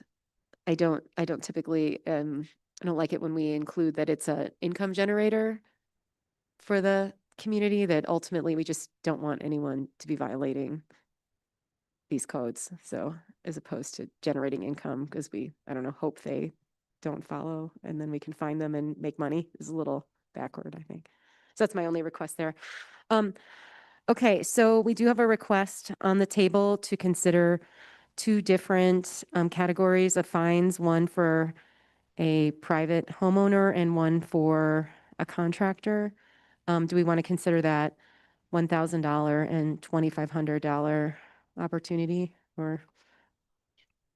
And like, we got a heads nod. That was your idea? Yeah, so when I remodeled my house, I was my own GC, so I pulled all my own permits, and I guess that would be my only worry is that if the homeowner is the contractor, so making that explicit. Typically, they'll have a contractor's license. Versus, someone with a contractor's license, so. Just Commercial. Well, I guess for the purposes of this conversation, we could potentially bring forth both options next week, and we can talk to Jeff Parker and kind of look at it a little closer, and then we can determine if there's anything we're not anticipating with this. Yeah, and next week is, Uh-huh. so we can have more opportunity for feedback and conversation and then go to second reading. Are we good? Everything all set? Okay, excellent. Okay, thank you, Ben. Thank you, council. Let's adjourn the work session and call to order the regular meeting. With that, the first item is approval of the agenda. Do I have a motion to approve the agenda? So moved. Great. And a second? Second. All right, and a vote.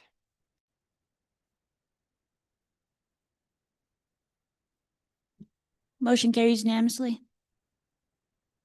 Excellent. Next up, public comment on non-agenda items. All right, Sharon Tallon, can you please approach the microphone? And you have 3 minutes, and you push the little button and get the green light. And if you want to introduce yourself and your address. Oh, sorry, on the actual microphone itself.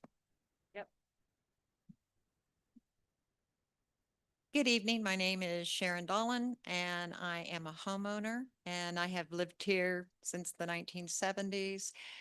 Owned our home since then. I also own Cherokees of Manitou, and I've owned it for right at 30 years. And I own it free and clear. It's my building. It's my land. I'm the one responsible for everything going on there. And the city has over the last 30 years, has dug up the property on the right of way between the sidewalk and our fence multiple times for different projects. It can be Comcast, Xfinity, it can be the electric company, it can be the water department. Everybody has come in and decided for their projects that they're going to dig up the parking lot. The parking lot, we had an engineering study done on our property, and we had our property done so when the water comes off the cliffs of the mountain, it comes behind our store, and then it's graded down like this, so it runs off down into the street, so it doesn't pool around everything. And so what has happened over the years is, and especially with all of the work that Manitou has done since the Waldo Canyon fire, now when it rains, the water comes down from the high school, which it always has. It comes down the side road, and then it comes rushing down Manitou Avenue. And then our particular area is lower lying, so we end up flooding. So that's what has brought me to today. We had the project where you guys just finished the Midland Trail. And when they were doing the Midland Trail in front of Cherokees, across from the Chamber of Commerce and on the corner of the Briarhurst, where the Briarhurst is, on that corner, they did a lot of electrical work and some other line work. And they brought it across the street and at a power pole on my property and on my parking lot. And they dug a great big huge hole. And I went out and talked. Huh? Oh, sorry. They dug a great big huge hole, probably almost as big as this table. And it was very, very deep, probably 4 or 5 feet deep. And I would go out and check on them. And when they were doing it, I asked them specifically, I said, you will put a hard surface on this. Because when it rains and it gets muddy, I come out here with a power washer and I clean all the mud down and I have it go down a certain way and we get it out the drive and we get it out of the parking lot to keep the area clean, neat and safe. So when people are walking that way, they don't get stuck in it and they don't fall, they don't have slip and fall problems. And they said, yes, they would. And I said, and you'll blacktop it just like it was, or you'll put those big green covers on it. And they said, yes, those hard surface covers. Well, that didn't happen. And so now what has happened, they finished their project. I have a pile of dirt about this tall and it's got big rocks in it and it's real sandy. And when it rains, which we haven't had much of, but when it does rain, that turns into mud and it comes right down the sidewalk and right down into the parking lot and we're dirty and it's muddy. So I have to go out and clean it. And I don't think I made it so I didn't have to clean it so I could power wash it. And I'm too old to go out there and shovel mud, quite frankly. So I want that fixed. It also has a hole about this big right now that I called the city, and I'm not fussing at the city, by the way. But I have a hole this big that's wide open, and I called the city 10 days ago when I saw the hole, and I said, somebody's going to fall in this and break a leg. And a guy came out later that day, and they put 2 orange cones on it. Well, those orange cones may cover that hole as long as nobody touches them. But high school kids come by. I was out there today. 3 times I had to take those cones and put them back over that hole. They just pick them up and play with them and move them and whatever. But somebody's going to fall and somebody's going to break a leg. And it's not going to be my fault because I've been fighting for this. You know, I've put people on notice that it's there. Somebody's going to get hurt. So we just need to take care of it. Sorry, I know, wrap it up because you're past the 3 minutes, so. No, but just, you had one more thing, so I just want you to,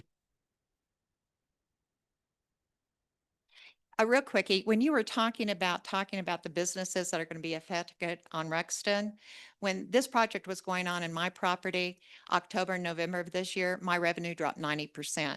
They blocked both driveways into my business. And it didn't matter how many times I called the city had to contact the contractor to come and move those poles. And they informed me if I moved one of those things that they would put me in jail. So you know who actually opened my business up so people could come in and buy? Her husband. So you've got to talk to the business owners because you lost 2 months of sales tax from our business alone. And that's not right. That wasn't fair. So okay. And just to clarify, that October project was the Creek Walk, that Midland Trail. Okay. Okay. Excellent. Thank you. And just if you could, I think that they know where your business is, but we don't have the business address of where the issue is. Yeah. Okay. And then if you could give it to Elena, that'd be great. Thank you. Okay. Where are we? Hang on. Okay. Let's see. Here we go. Consent calendar. Oh, I'm sorry. Any other? Sorry, I apologize. Any other public comment? Okay. Any public comment online? Good. Okay. Thank you. All right. Next up, we have the consent calendar. We have the March 17th, 2026 City Council meeting minutes. We have an action on reappointment of Robin Kovats to the Open Space Advisory Committee. We have an action on the reappointment and status change for the Open Space Advisory Committee, Cheryl Klein, and action on status change for Open Space Advisory Committee member, Cassandra Bresnahan. With that, do I have a motion to approve the consent calendar, or we'd like to remove an item for discussion?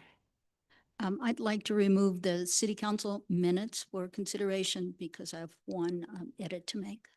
Okay. With that, would you like to make a motion to approve items 2, 3, and 4 of the consent calendar? So moved. And a second? Second. And a vote.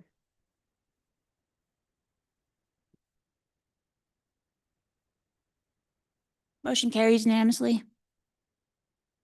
All right, thank you. And then, Gloria, Councilor Latimer, if you'd like to discuss the March 17th, 2026 City Council meeting minutes. Just a a quick one. It's page 71 of your packet or page 9 of the minutes. Second paragraph, the date is incorrect.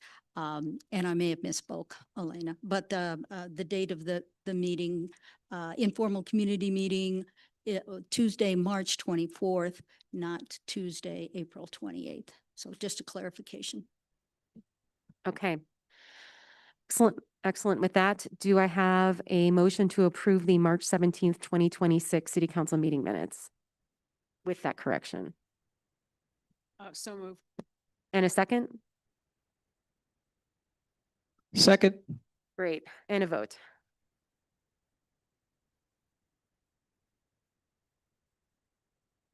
Motion carries unanimously. All right, excellent. Thank you. And finally, here we go, the presentations. We have proclamation number 0326, a proclamation to recognize April as Child Abuse Prevention Month. And we do have a proclamation to read, and I believe Counselor Storm is going to read that proclamation. Whereas all children in our community deserve to feel safe, valued, and protected so they can grow into healthy and thriving individuals. And whereas child abuse and neglect are serious issues affecting every segment of our community with long-term psychological, emotional, and physical effects that can shape a child's future and, in turn, the future of our country and state. And whereas although childhood trauma can have lasting effects, we recognize the incredible resilience of children and the capacity for survivors to heal, overcome adversity, and thrive when provided with support, stability, and care. And whereas strong families are the foundation of a strong community, and all parents and caregivers need support at times, as providing early help to families is far less costly, both financially and emotionally, than healing from trauma after it occurs. And whereas parents, caregivers, families, friends, neighbors, employers, and others can work together to grow the 5 critical protective factors in families' lives: parental resilience, social connections, concrete support in times of need, knowledge of parenting and child development, such as that's provided by the El Paso County Center of Fathering, and social and emotional competence of children. And whereas child abuse prevention is not the responsibility of a single agency, but of an entire community, including human service agencies, public health organizations, schools, faith groups, law enforcement, the medical community, businesses, nonprofits, and most importantly, caring individuals who take the time to support children and families. And whereas each member of our community has a role to play in preventing child abuse and neglect and helping families and children to thrive. Whereas each member of our community has a role to play in preventing child abuse and neglect and helping families and children to thrive. Now, therefore, be it resolved that the City of Manitou Springs, Colorado, hereby proclaims April as Child Abuse Prevention Month. No matter where we live, we each have a role to play in protecting children, strengthening families, and ensuring our community is a place where all children can thrive. Done this 7th day of April 2026 in Manitou Springs, Colorado. Excellent. Thank you, Carrie. And then I do believe we have some folks in the audience that would like to speak on this issue. If you'd like to come forward, and again, turn on the microphone and please state your name and your address for the record, please. Thank you. Good evening. Thank you for having us. My name is Katanya Jones, and 1675 Garden of the Gods Road.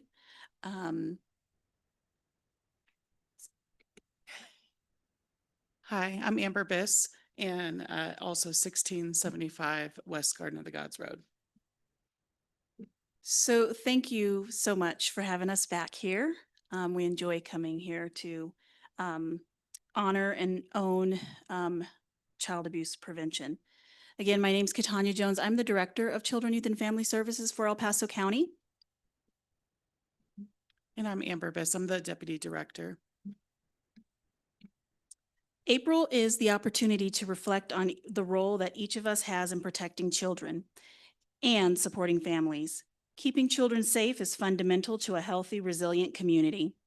In 2025, there were 24,462 calls to the Child Abuse and Neglect Reporting Hotline for concerns involving children in El Paso County. Not every call led to an open case, and that's okay. Many of those calls helped connect families to needed resources, support, and services. Callers are not expected to determine whether abuse or neglect has occurred. A concern for a child is enough. Each report adds valuable information that helps caseworkers better understand a family's situation and respond appropriately. The staff of El Paso County Department of Human Services remain committed to the safety, permanency, and well-being of every child we serve. This work is strengthened by the collaboration of our community partners and the ongoing engagement of our residents.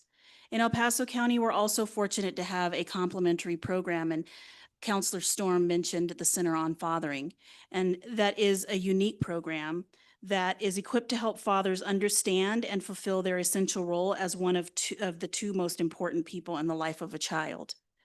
And I would also like to mention that we do have a men's resource fair in April, April 17th specifically, 10 a.m. to 2, and it is at the Garden of the Gods Citizen Service Center. And the point of the Men's Resource Center is really to empower men with pathways to stability and success. And of course, we know that throughout the month of April, blue and silver pinwheels serve as a visible symbol of hope and a reminder of our shared responsibility to protect children. And once again, thank you for your continued commitment to preventing child abuse and neglect and welcoming us here. Thank you. And I also want to recognize Commissioner Wysong. You are also here in support of this, I believe. Excellent. Thank you very much. So thank you for coming. Any questions or anything? Just that was excellent. Thank you for. Mhm. Yeah, absolutely. Yeah. All right. Thank you. Okay, thank you. All right. Next up, we have proclamation number 0426, a proclamation recognizing April 24th, 2026 as National Arbor Day. And Pro Tem Chandler, take it away. So I'm reading into the record proclamation number 0426, a proclamation for National Arbor Day, April 24th, 2026. Whereas in 1872, the Nebraska Board of Agriculture established a special day to be set aside for the planting of trees. And whereas this holiday called Arbor Day was first observed with the planting of more than 1 million trees in Nebraska, and whereas Arbor Day is now observed throughout the nation and the world. And whereas trees can be a solution to combating climate change by reducing the erosion of our precious topsoil by wind and water, cutting heating and cooling costs, moderating the temperature, cleaning the air, producing life-giving oxygen, and providing habitat for wildlife. And whereas trees are a renewable resource, giving us paper, wood for our homes, fuel for our fires, and countless other wood products. And whereas trees are a renewable resource, giving us paper, we already read that. Whereas trees in our city increase property values, enhance the economic vitality of business areas, and beautify our community. And whereas trees, wherever they are planted, are a source of joy and spiritual renewal.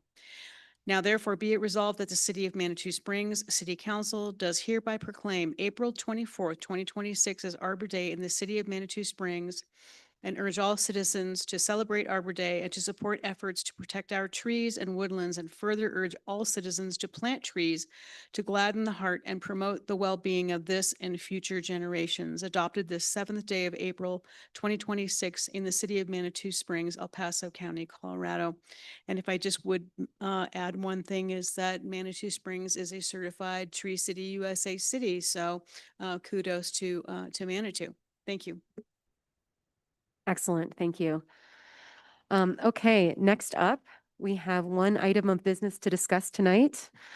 In addition to everything else we've discussed tonight, consideration of resolution number 0926, a resolution of the City of Manitou Springs City Council adopting updated non-reservoir triggers for water restriction levels 1 through 4.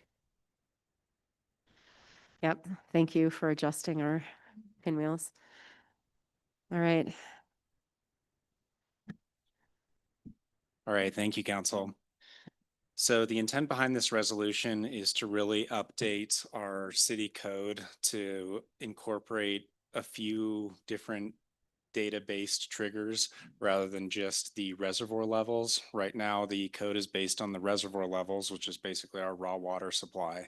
And if it falls below certain thresholds, then these are triggered. However, in this unique climate environment that we live in, there are a number of other factors that we'd really like to include in our water restriction levels. Most of the municipalities and water providers around the state have framework that is very similar to this, but we adopted this for Manitou. Some key ones I just want to talk about that are different than just the water reservoir threshold levels are turbidity issues, some of the issues that we have when we're trying to treat our water coming down from the reservoir. We talk about rolling water loss. So if we have some big breaks or something in the city where we've lost substantial amount of water there, where the system pressure falls below, if a PRV fails, or if we have an emergency or system project that we need to provide buffer. So this is adding that extra layer of security. Just for example, the tank project that we're looking at relining, we want to make sure that we build in as much security as possible for that and have as much finished water available as possible. And so if we can reduce that demand a little bit, that helps with that project as well, protecting our fire flow. We also reference our partner agencies like Colorado Springs Utilities because they have whole departments that focus on how to develop these restrictions and how to predict snowpack and things like that. And so when they typically trigger something, we get a lot of the water from a lot of the same basins. And so we would like to follow some of their guidance as well. And then it also includes things like fire danger indexes or severe drought. So it's basically just an update for each one of those triggers. Okay. I'll do questions. How long do you think the water tank project will take? Sorry, we estimate 3 months right now. Thank you. Okay. Any questions? Denise, go ahead. Ben, do you want to talk about why we need to do the tank now, the importance of that, or it would either be now or October? Yeah, happy to. So I've got John Elwell here, who is our trusted plant operator and has a lot of familiarity with our very unique water treatment system. But basically, we have 2 finished water tanks that come off of our treatment plant. And this is the bigger, older version of the tanks that is had a great life cycle over its years, but what we need to do, we're kind of at a critical stage with this project where we either need to do some maintenance and rehabilitation work or the tank will start to degrade a whole lot quicker than it is right now. So to protect this resource, what we're doing is draining the water tank down and we're doing some interior lining. If you drive up 24, it looks like it was all repainted. We were able to get a lot of the exterior work done, but now is the hard part where we have to take the top off, bring the divers in and do the tank work. And this is a very specialized process where you have to hit your temperature windows. So the reason we couldn't start this project a little bit earlier when we had less demand is our overnight temperature windows were dropping. So in order to get the epoxy to cure correctly, you need to make sure you have consistent temperature windows to work in. And then we also wanted to target when we were likely to have the most runoff from the spring to be able to replenish that water supply. So we could kind of do it in 2 different time frames. We chose this time frame in the spring to do this work because we wanted the most water availability to do it in one big push while we have storage in the reservoir currently, because we're not really sure exactly what the future holds for runoff in the fall. And I'll let John elaborate on some of the other details if you got any more to add. Hey, Council and Mayor. I was just going to add too that we thought about breaking the project up into 2 phases, a spring phase and then a fall phase, but that was going to be an additional, $28,000 for mobilization of the contractor to come in 2 different times.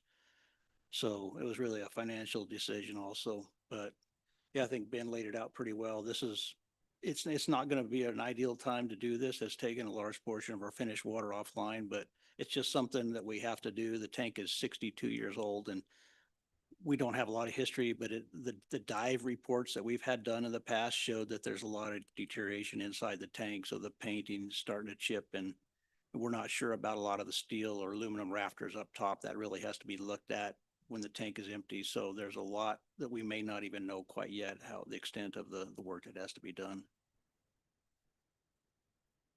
How are we funding this project? Sure, go ahead. It's part of a bigger revolving fund loan through the state where there were the number of different water projects that were available, but this is one part of it. We've done plant treatment upgrades as part of this too. So there's conditions on that loan. Everything from, American Iron and Steel, Davis Bacon, and we have to meet the requirements of this loan to get this done this year in order to be compliant with that. Correct. Good point. Thanks, Denise. That we also got the DOLA grant as well. Any questions? No, I just want to say I really support these changes. I think it makes sense. It's the time to be doing it, and I'm 100% supportive. Okay. Okay. So, with that, do I have a motion to approve or are we voting on this? Yes, we are. Okay. Do I have a motion to approve resolution number 0926, a resolution of the City of Manitou Springs City Council adopting updated non-reservoir triggers for water restriction levels 1 through 4? I move approval. All right. And a second? I second. Great. And a vote.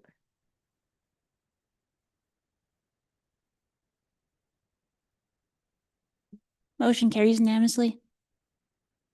All right. Excellent. Thank you very much. Thank you, Council.